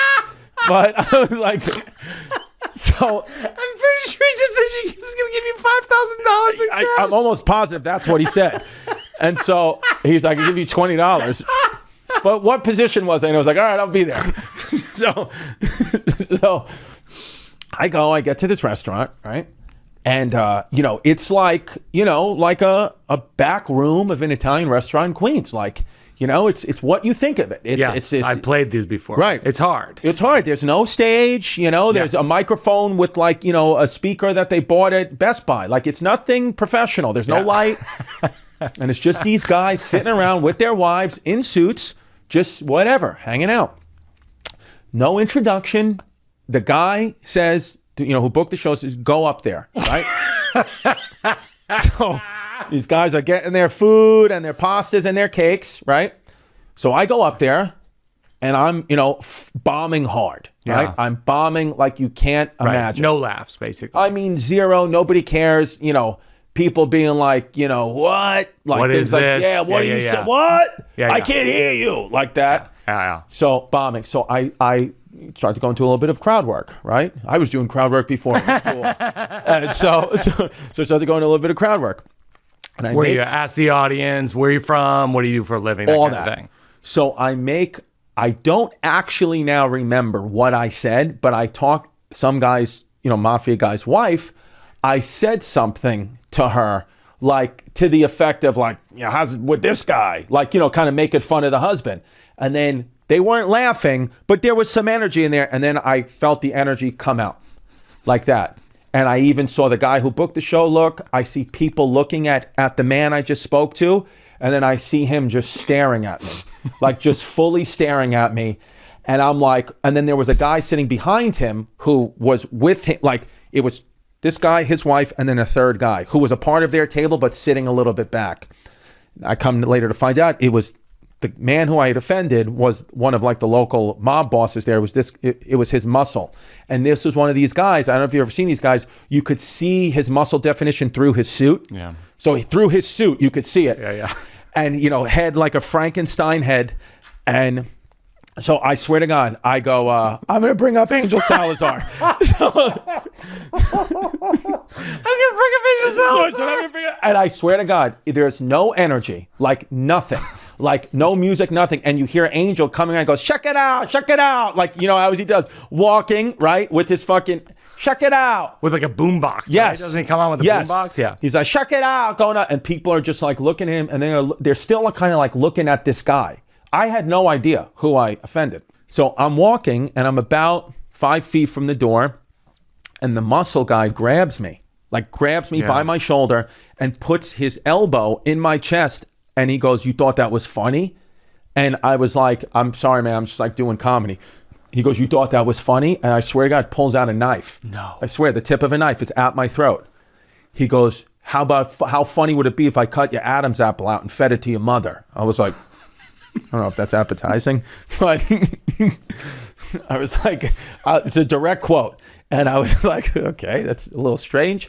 But I said, I was like paralyzed with fear. The owner of the restaurant says to the guy, goes, put the fucking knife. What are you, stupid? Put the knife down. And he goes, this guy just made fun of Johnny.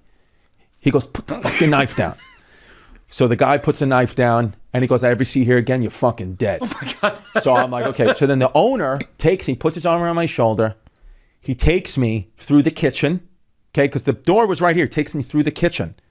And then he takes me down these stairs. There was like an office down there. I swear to God, when I'm walking down the stairs, I'm like, this is it. Like, I'm like, I'm going to get killed, like whatever.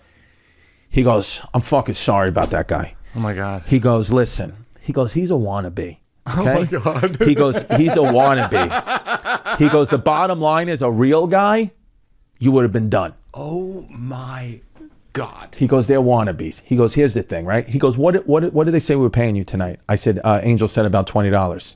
He goes, pfft. He goes, all right. He goes, listen, you're going to keep your mouth shut? You don't see anything, nothing you saw here? You're not going to tell anybody?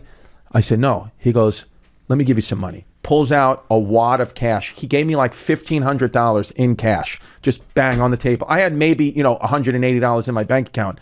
$1,500 in cash. He goes, that's from us. Go put some gas in your car. I was like, I drive a Saturn. So I don't need that. He goes, don't tell anybody anything. Just beat it. So I took the money, right? I'm like shaking up, like, because I'm like, what the fuck? Took the money, left, got out of there. I was like looking over my shoulder. And then I call my father and I'm like, Dad, like this I swear, I'm like my dad, because my dad is, again, like more soft, not from that, not that kind of guy. By this time he was more soft, but he still like has some of it in him. And like, he grew up in that universe. He grew up in it. So, and he's never frazzled by anything. If I would have told my mother, this almost happened, oh my God, call the police. So I said, Dad, I just did a gig. I said, like it was horrible. Like I bombed and then I pissed somebody's wife off, I think. I said, and then the guy put a knife to my throat. He goes, whoa. He goes, what'd you say? I was like, I really don't know. I was like, I made fun of like his wife, made fun of the guy to his wife. He's like, you can't do that. And I said, I swear to Christ. He said, where were you? I said, I'm at like this new restaurant, like that's just opening. It's like their soft opening in Queens. He was like, where? I was like, Lefferts Boulevard. He goes, Johnny? And I said, yeah, Johnny. That's the guy pissed off. He goes, no. He goes, that guy, he's a local little guy. He was like, that guy wasn't going to fucking do anything to you. He goes, don't worry about it. Go home. Everything's fine. He goes, I think I know somebody in that area. Nothing's going to happen. He goes, but just don't tell anybody about this. And at that time, I had no platform to tell anybody about this until now. Wow. Your worst bombing story is an assault. Yes. It's a bona fide assault. Yes. Oh, yeah. But you know what my father told me back then? He goes, well, what are you going to do tomorrow? And I said, I don't know, I guess go to work. I guess I'll go. I was a physical therapist. I said, I guess I'll go to work and like go see a movie. He goes, no. He goes, you're going to go to work and you're going to go right back on stage. Yeah. He was like, you get right back up there. Come on. He goes, do you think anything worse can happen to you than what happened to you tonight? Exactly. I was like, I guess he could have killed me, And he was like, go right back on stage. And that's what I did. But that is a bombing story. It taught me a little bit to be like, hey, be careful who you fuck with, But now I probably at that time was a little bit more abrasive than I realized. Yeah. But now with experience, like I would know now, I would kind of highlight, this guy's not laughing at anything, so don't fuck with him. Yeah, you'd read the room a little bit. But I didn't know how to do that. No, I was of course. just nervous. Yeah. Wow. Yeah. Have you done that on stage? No. You got to do that on stage. Come on. Yeah. You kidding me? Yeah. Yeah. You gotta. Yeah. I have a mobster story where I insulted some mobsters and realized that they almost were going to kill me at a casino in Connecticut years ago when Mohegan Sun. And it's not half as good as that story. I mean, the guys threatened to kill me, literally threatened to kill me, but there's no knife to my neck. Yeah. Your shit has high stakes. Yep. Really high stakes. Real shit.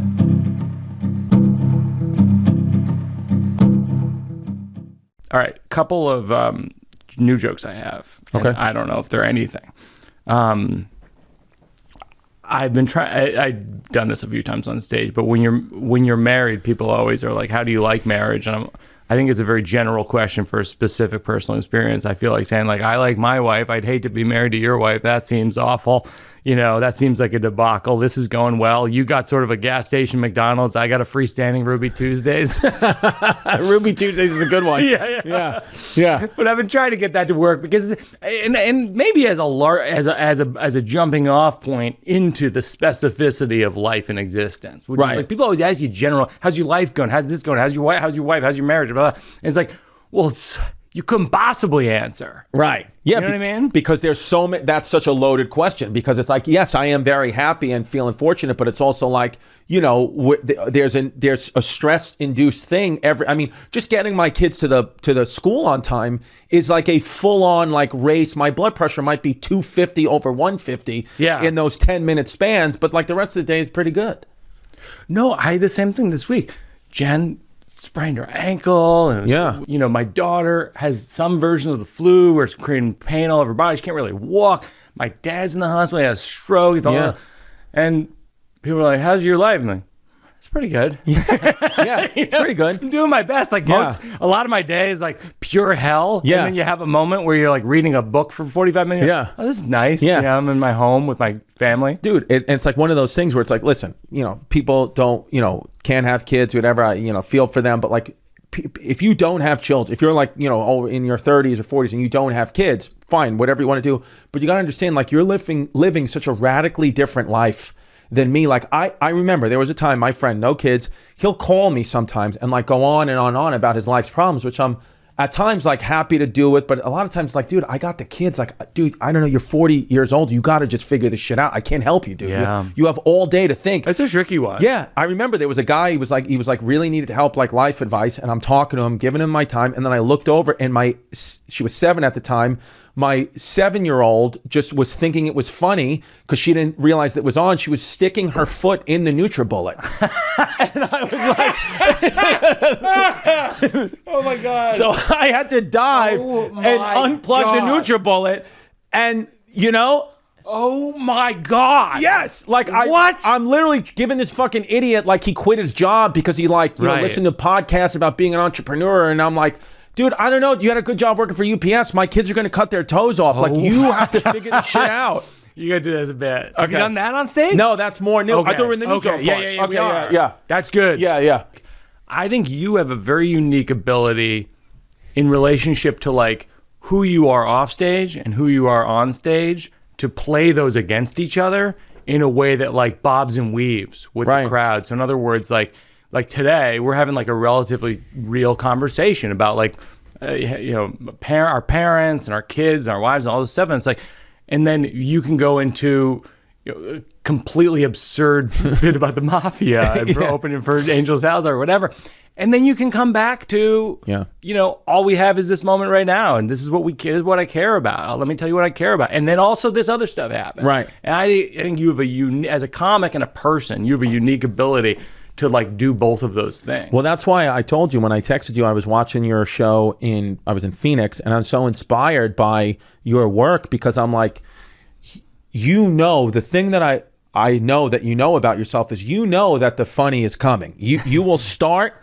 with something that is very deep when you're talking about your diabetes, or, you know, when you think we're going to die, and it's like this heavy thing that even somebody like me at this point in my career would be like, I got to have a joke right now. Yeah. You don't. You like keep going, and you're like, no. I'm going to keep drawing them in. And then boom, there's always something, like you rely on like that gift that you have, which is just find the funny.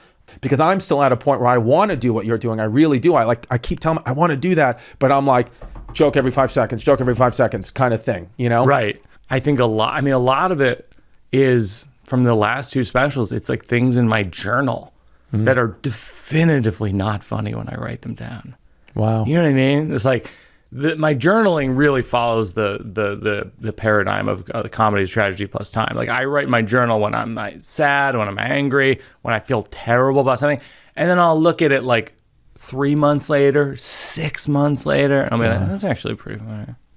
Because that part of it resolved, and we actually came to an agreement about this thing. But you're not intentionally writing to be funny. You're just writing down your thought. Yeah. Wow. That's cool. Yeah, so it's literally the experience. And it's a good reminder for me to do it because I've actually had a really, really hard month.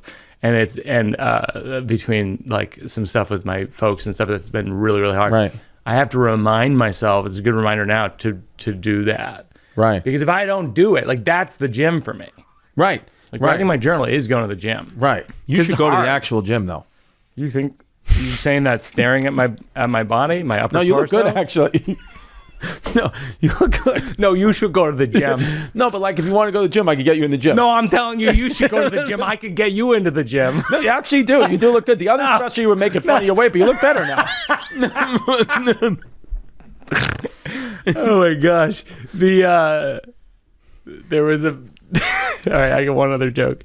But I've been trying to get this to work, but sometimes you have jokes and you're like, I don't know if you have this where you write a joke and you're like, it's too, I always heard this about Dangerfield, like when Rodney Dangerfield was alive, he would go on stage and he would read the joke on a card. Oh. And then if it worked, he would memorize it. Wow. Yeah. Interesting. And I was like, oh, that's really smart, because he'd write a ton of jokes. Right. And he's like, I'm not going to memorize it if it's Right. not good. Right. So anyway, I'm going to read you a joke. No matter what you do, your children will eventually reject you. One day I took my daughter to a horseback riding class, and it was like watching her grow up right in front of my eyes, and then mount a horse and then trot away and leave me in the dust on a horse that I had paid for. And that's the best case scenario. She could have trampled me to death with the horse, and I would have to say, thank you, Una, for trampling me with this horse. And my dying words would be, you're doing a great job. Yeah. It's just like, that, to me, I mean, it's something that happened, but it's kind of a metaphor for the whole thing. Right. Which is like, you're just always failing. Right. And you're always like just essentially setting your child up to do something that's going to like stomp on your own face. Oh yeah, like you just have to accept. Like I have to accept in my family, I'm in 4th, 5th place in my own life. Like I want to be happy for me. I get all that, but it's like I'll eat last. I'll get dressed last. Yeah. My TV show that I want to watch will be last. I think where our reward as parents are going to be, what I really think is it's kind of like this delayed gratification, right? Like, yes, you know, hopefully they say, love you, daddy, and all that right now. And my kids thankfully do. But it's going to be that delayed gratification where when they're older, when they don't need us, they'll come back to us and say, I want to hang out with you. I want to have dinner with you. I want you to meet my friends and family. Because sometimes people are like, you know, like you hear those kids that like, you know, they're people in 20s, 30s, like, I don't want to see my mom and dad. Yeah. I don't want to go near them. And I think that's not a failure, but that's like, that's got to hurt those parents. And I think about that right now. I'm like, I want my kids to always be like, we want to go back and hang with mom and dad. I mean, that's an example of like something you could put in your show as a real sentiment. Right. You know what I mean? Like that's how you really feel about something. And you can do a bunch of bits about your daughter's foot being in a blender and this and that. Yeah. And then you can go back to the idea of like, look, here's what I really want. Yeah. I just want my kids to like want to hang out with me when I'm older. I love the idea of like you directing like my new one-man show, and you're like, and it's still like the old me, but like I'm trying to go towards the new thing where like I'm having these beautiful moments. You're like, he's getting, and then I'll be like, come in the butt, and you'll be like, no, lose that part, not that one.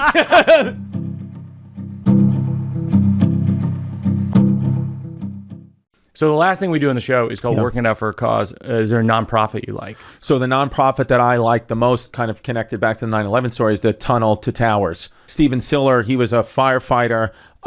He died in 9/11. He ran, the Brooklyn Battery Tunnel, when you're coming off, when you're going, there's an underpass that right is on the FDR that you kind of come under, and then boom, the towers are right in front of you. You know what I'm talking about? That tunnel, right before you get into the Battery Tunnel, he ran from, I believe, a firehouse that was located in that area through there and got into the building to help people, but then died. Wow. So it's a foundation for him that kind of helps 9/11 victims and, their families and all that. So that's like a nonprofit that I love.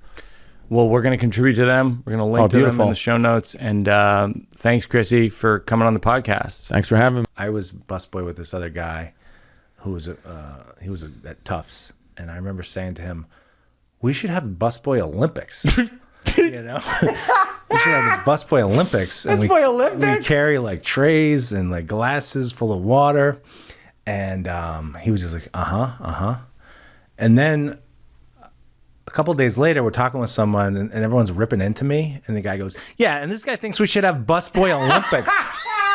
It's like this guy sold me out. Oh my God, sold that's me out on so the busboy funny. Olympics. Longtime collaborator Joseph Birbiglia is our guest today. Mike, it's great to be back. What's so funny? You pretending to be some kind of performer? Yes, there you are. There it is. Well, I joined the 2-time club, right? Jim Gaffigan. Who else we got? Jenny's been on twice. Alex Edelman's been on 3 times. Otsko's been on 3 times. Ira Glass is on twice. Yeah. This is a big moment. Yeah, it's great to be back. It was a wild year. We did Old Man in the Pool on Broadway. Mostly you did that, but I was there.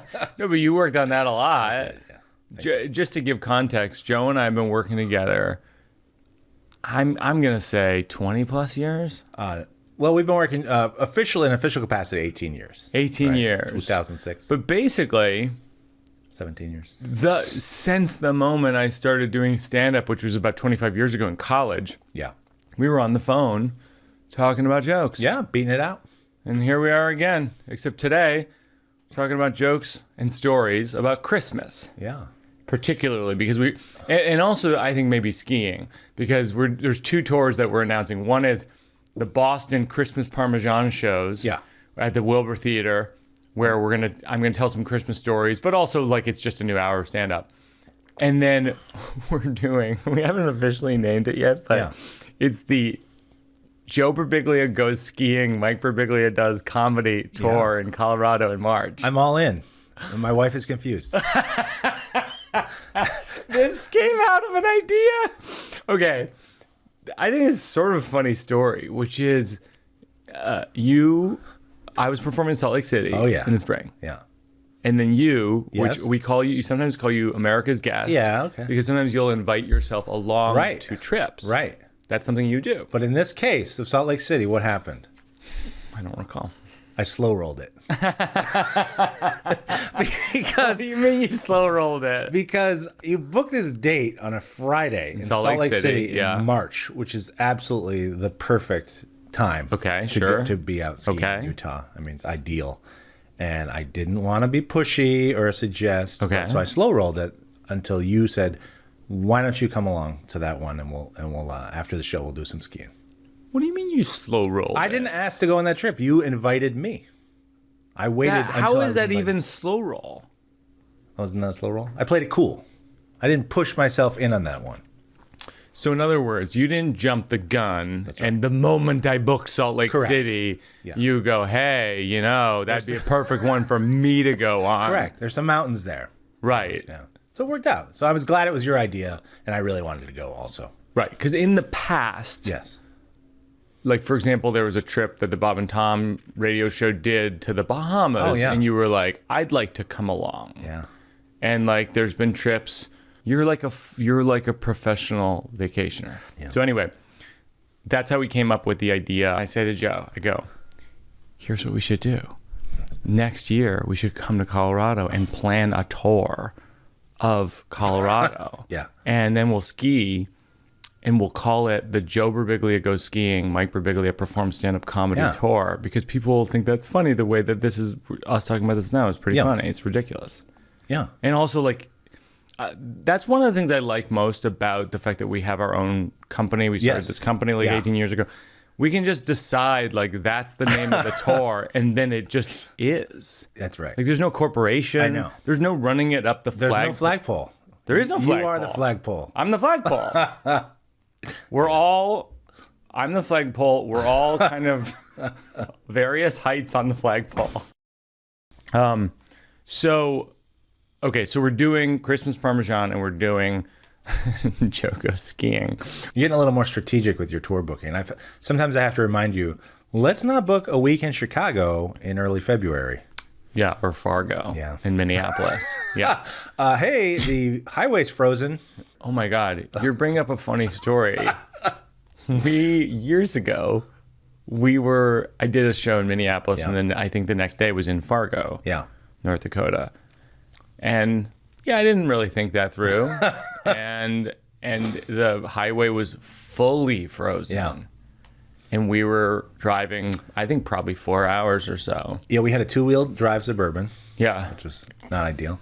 And there were jackknifed 18-wheelers like all over the place on the highway. It was like Armageddon, because it was like, imagine you're fleeing a city in an Armageddon situation and you just see cars that are broken down along the highway. Yeah. And you just go, we must leave you. Should we help? I'm so sorry. Should we help? No, we can't. We would help if we had any skills. Trust me. We have granola bars. If we had skills, we would help you in a second. By the way, I think there's going to be a Buffalo announcement soon. Yeah. Which is cool. But I was visiting our late grandmother in Buffalo, New York once. Driving to grandma's house, and it is what they call a whiteout on the road for an hour. is the winter. Yeah. I'm driving from Erie, Pennsylvania. Yeah. I was doing the club, Junior's Last Laugh, like great club in Erie. I'm driving to Buffalo, full whiteout. Can't see a thing. Yeah. Can't see 10 feet in front of me. Yeah. And at one point, I pull over and just stop because I'm like, well, I can't drive. Yeah. Surely I can't drive, then I'll die. Right. So I pull over Yeah. and I'm stop. And I realize that all the cars going past are sliding towards me and they might hit me also. yeah. So if I stop, I'm gonna die. Yeah. And if I keep going, I might die. So both scenarios are bad. Right. So, and I really, I mean, honestly, it was the closest I've come in my life to going like, oh, this is like, this could be real bad for me. Yeah. And I get to grandma's house and Grandma Mackenzie and I'm like, Grandma, the weather was the craziest storm. I've never seen anything like it. Yeah. I want to turn on the news to watch the weather. I turn on the 6 o'clock news, the weather. No mention of it. Oh, jeez. Wow. It's like, weather's fine today. Yeah. That's what Buffalo is. And I remember I called you and I go, Joe, this crazy thing happened, the storm and the whiteout. Yeah. And you go, people shouldn't live there. Did I say that? Yeah. You know, one time, this is a funny road story from Ed Harrow. You know Ed from my college improv group. He's a great guy. He was opening for me one time in the Midwest, and we had a flat. And this guy comes over and to help us out. And did I ever tell you this story? No. And this guy's like, literally, he like jacks the car and he's helping put a wheel on, all the stuff. He's underneath our car. And he looks up and he goes, y'all good with Jesus? I swear to God, y'all good with Jesus? Okay. And we go, absolutely we are. Amen. Absolutely. We love Jesus. Wow. Yeah. And I always bring that up as like my best example of, in a pinch, you'll lie about anything. Right. So we're talking about Boston today because we just announced Christmas Parmesan. Yep. Doing a whole bunch of shows in Boston, Wilbur Theater, the new hour, my new hour of comedy for Christmas. Yeah. We grew up not in Boston, Right. but in Worcester. Right. 1 hour away. 1 hour away. Felt like, 1,000 miles away. Like to me, it felt exotic, Boston. Absolutely. This is the big city. Yeah. So this is a funny, like, Boston story that you and I laugh about sometimes. I always say to people that the best type of comedy, to me, this is just to me, is inside jokes. Sure. So you and I have one, Yeah. which I've said to a couple people and they think it's pretty funny, but I'll say on the podcast and we'll see if people think it's funny. When you and I, we were busboys at a restaurant in high school. Yeah. And there was this, like a third busboy. Yeah. This dude who's probably about my age. Yeah. He had a thick Boston accent. Yeah. He was really smart. He went to Boston Latin. He was a smart guy, but he had a thick Boston accent. Yeah. And he goes, we were talking about our dad, something to do with our dad having to go to the hospital because blah, blah, blah, because our dad's a doctor. And out of nowhere, he looks at you and me and he goes, you think I give a care what your father does? Yeah. And I'm like, what? And both you and I are just looking at each other. What is happening? Yeah. Like, did we miss something? Right. Like, it's one of those moments where you go, I don't know how to get out of this conversation. Yeah. We just both go, no, we're just talking about our dad and our dad. I don't know. And then to this day, you and I have a code, which is, you think I give a care what your father does. Yeah. I always enjoy that one. Yeah. I don't even know why it's funny. I just think it's so funny. First of all, give a care feels like a quintessential Boston phrase. Yeah. You think I give a care? Yeah. That's accepted. That's an accepted turn of phrase. There's no logic to that sentence. You think I give a care? Yeah. And then what your father does is very Boston because Massachusetts is very blue collar, white collar. Yes. And there's a lot of like, what's your father do? He's firefighter? Right. Cop? Doctor? Lawyer? Teacher? Right. you know? Yeah. And give a care what your father does. Yeah. I always remember that job because I was busboy with this other guy who was at Tufts, and I remember saying to him, "We should have busboy Olympics." You know, we should have the busboy Olympics. And Busboy Olympics? We carry like trays and like glasses full of water, and he was just like, and then a couple of days later, we're talking with someone, and everyone's ripping into me, and the guy goes, "Yeah, and this guy thinks we should have busboy Olympics." It's like, this guy sold me out. Oh my God, sold that's me out on so the busboy funny. Olympics. He laid low. I know. He laid low. He when was you humoring said me it. and thought it was a good idea. Oh my I stand by it. Oh, that's huge. The busboy Olympics. Yeah. This guy thinks we should do the busboy Olympics. It's like I wasn't being serious, you know. It was a bit. Having some fun. It was a bit. Yeah. Oh my gosh.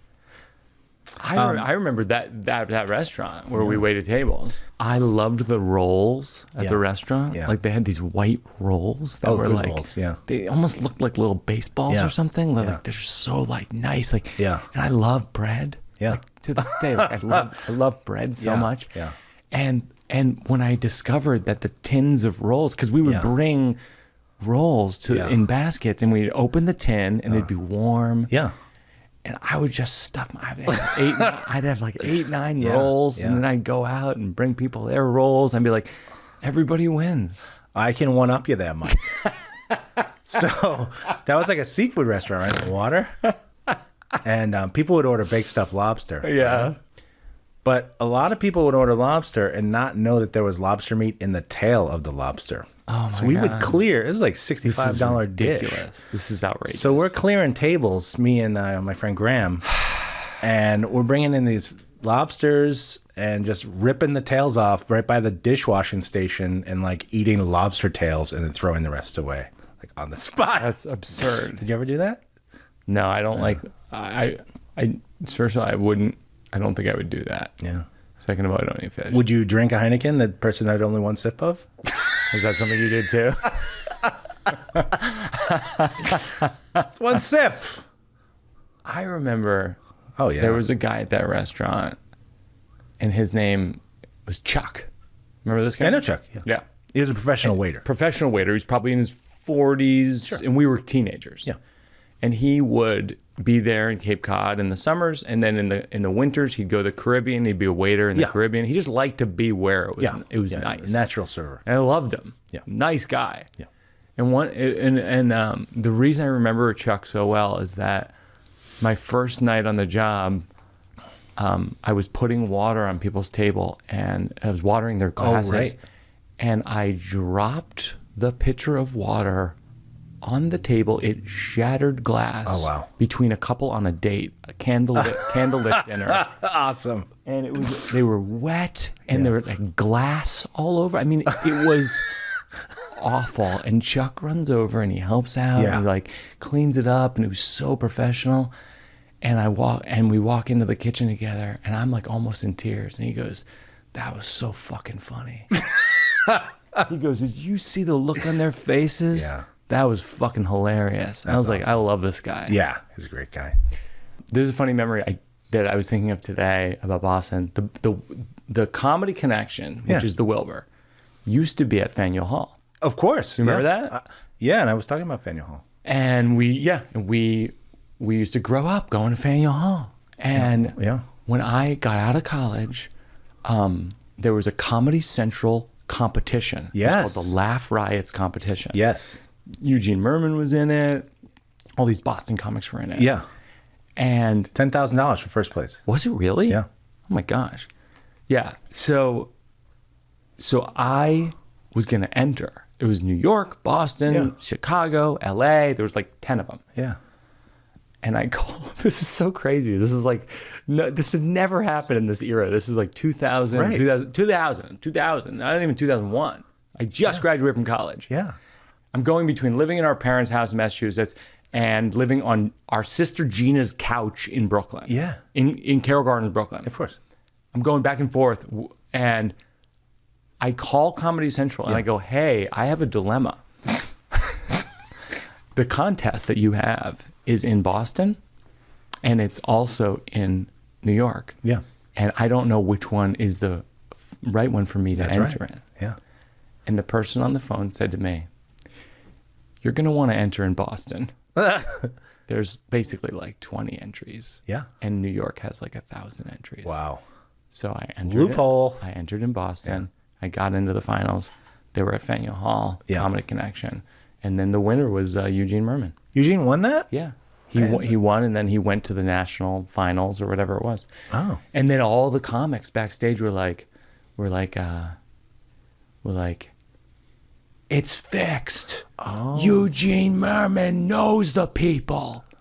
He knows the judges." I was like, all right, you guys, conspiracy theories at the comedy contest. Wow. Like, let's keep it down a little bit. Yeah. This is crazy. That was a nice room up there, Comedy Connection. Yeah. Gorgeous. So now that's the same owner that Absolutely. moved to the Wilbur, and that's where my shows are. Amazing. For Christmas. So it's kind of a dream. It's kind of a dream to be doing a whole ton of sold out shows in Boston. So let's talk about Christmas, because it's Christmas Parmesan. Oh my God. But that's another one. Christmas Parmesan. We called it Christmas Parmesan just because we have a joke in Old Man in the Pool about how, I think the joke is, it wasn't very religious. Yes. Christmas for us, if anything, the theme was chicken Parmesan. Yes. And then after that point, I just refer to Christmas as Christmas Parmesan in the show. Yeah. It's actually one of my favorite types of jokes. Yeah. In the sense that there's no real punchline. Oh, yeah. And people are just laughing out of recognition. I think people get it too. They get it. Yeah. You know, I was asking our sister Gina about it the other day. Yeah. I go like, "Do you remember anything from Christmas?" She goes, "Well, Nick Naples, who we loved and was your godfather, your late godfather. I didn't remember this. He used to bring cannoli from the north end of Boston. Exactly. And not only that, like 24 a year. Oh, I would think he would bring like 40 of them. Oh, really? Yeah.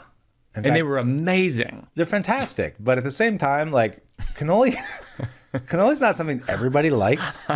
So when you show up with like 40 cannoli for 23 people, you're gonna have leftover cannolis. There's a lot. So we would be eating them for days. Yeah, you're right. We used to go big on Christmas. I think that's absolutely. the reason why I always talk about it. It's like we had boxes and boxes of decorations. A lot of swag, right? Yeah. It was like it's the only holiday you could have boxes of gear. Yeah. There's a lot of merch. Yeah, a lot of merch. You know what I mean? Major nativity scene. Yeah. We had this huge wooden nativity scene. Yeah, it was wild. Jesus and the wise men and the Well, I always go back to that. shepherds. I always go back to that nativity scene because we had some really like oversized action figure Huge. pieces. And I think they were Italian, so we would just be like, all right, this has been in the family for generations. But we don't really know. I don't think it. How many generations? I don't think so. But also, like, we would kind of play with them too, right? Like they were sort of like action figures. And also, wouldn't they would get like a little more broken each year? Yes. Because of the playing? Yes. Yeah, no, it's true. I wrote this joke last year about that nativity scene, which never ended up in the show, but I thought it was a funny point, which is like Joseph, the father of Jesus, really, really bad deal there. Very understanding. Very understanding. Very understanding. His girlfriend comes to him like, "Hey, so we're not gonna have sex, but." Yeah. I was talking to God. Yeah. God was like, Yeah. I should have a The babe. story bears further scrutiny.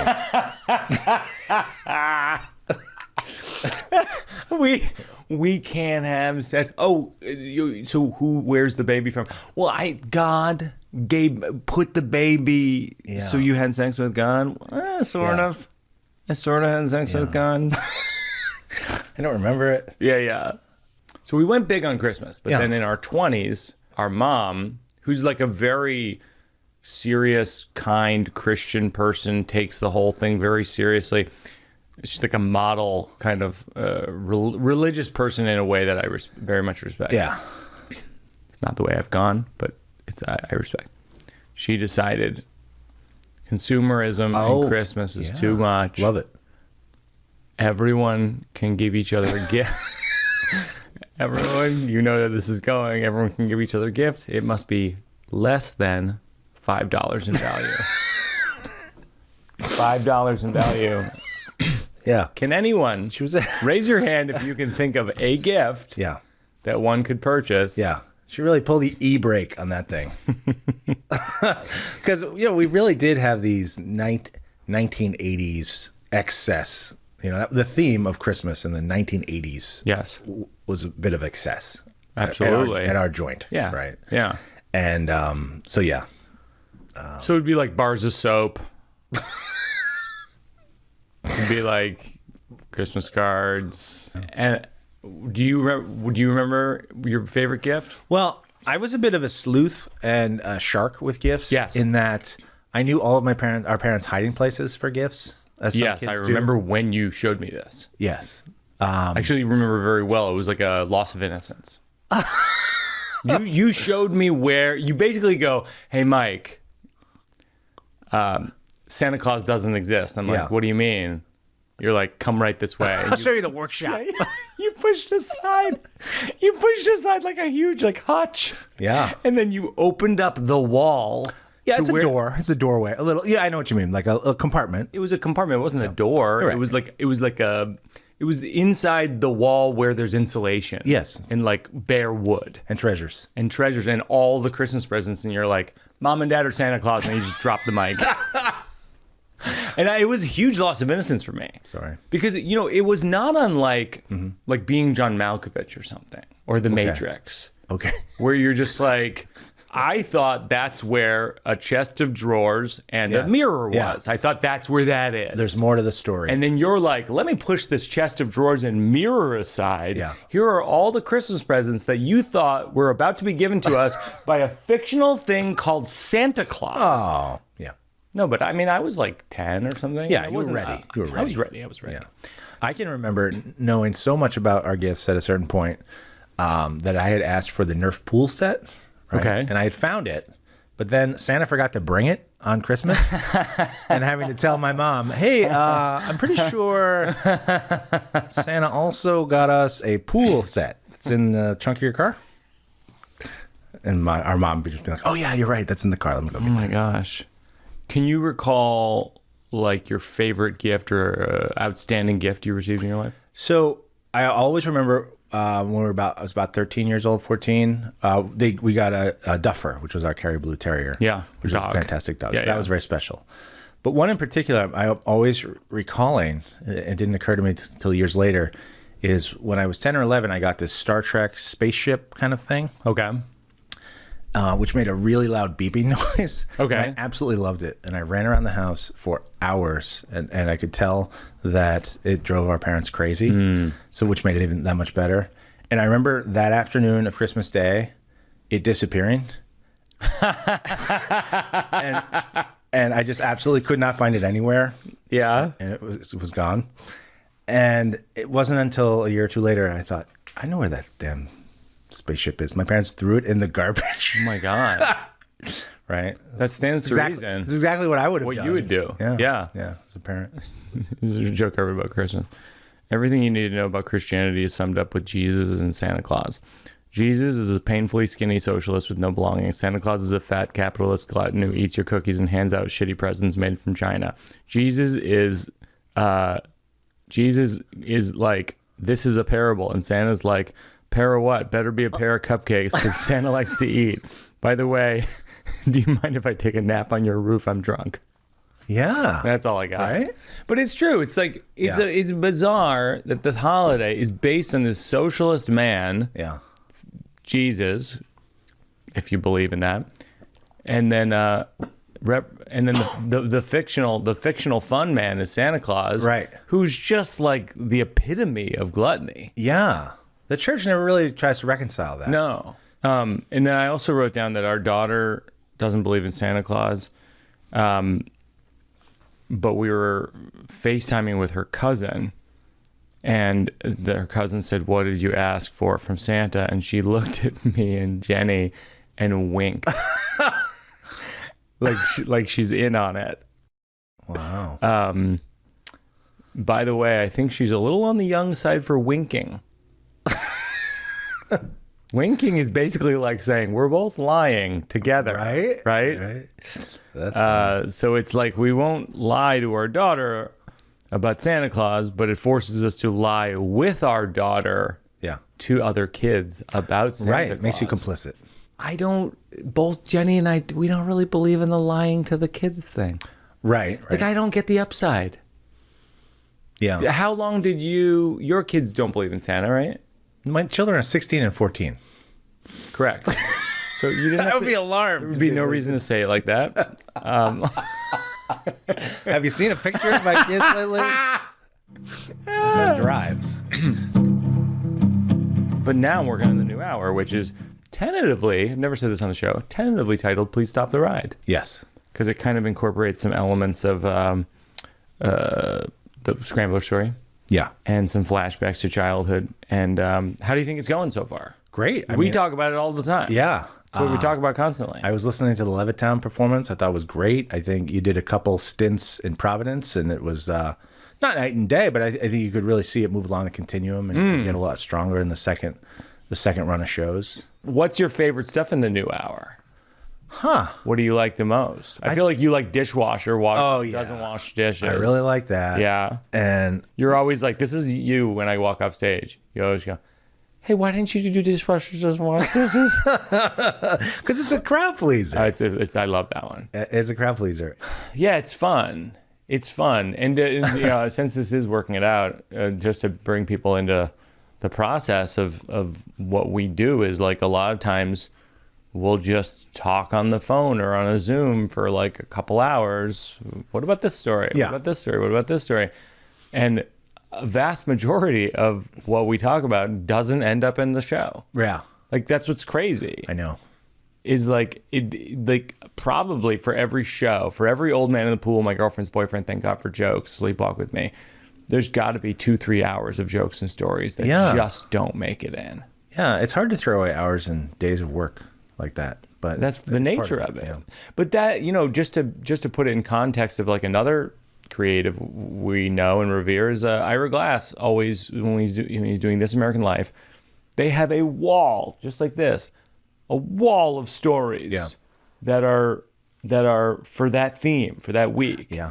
And half of them or 2/3 of them just go away. Yeah.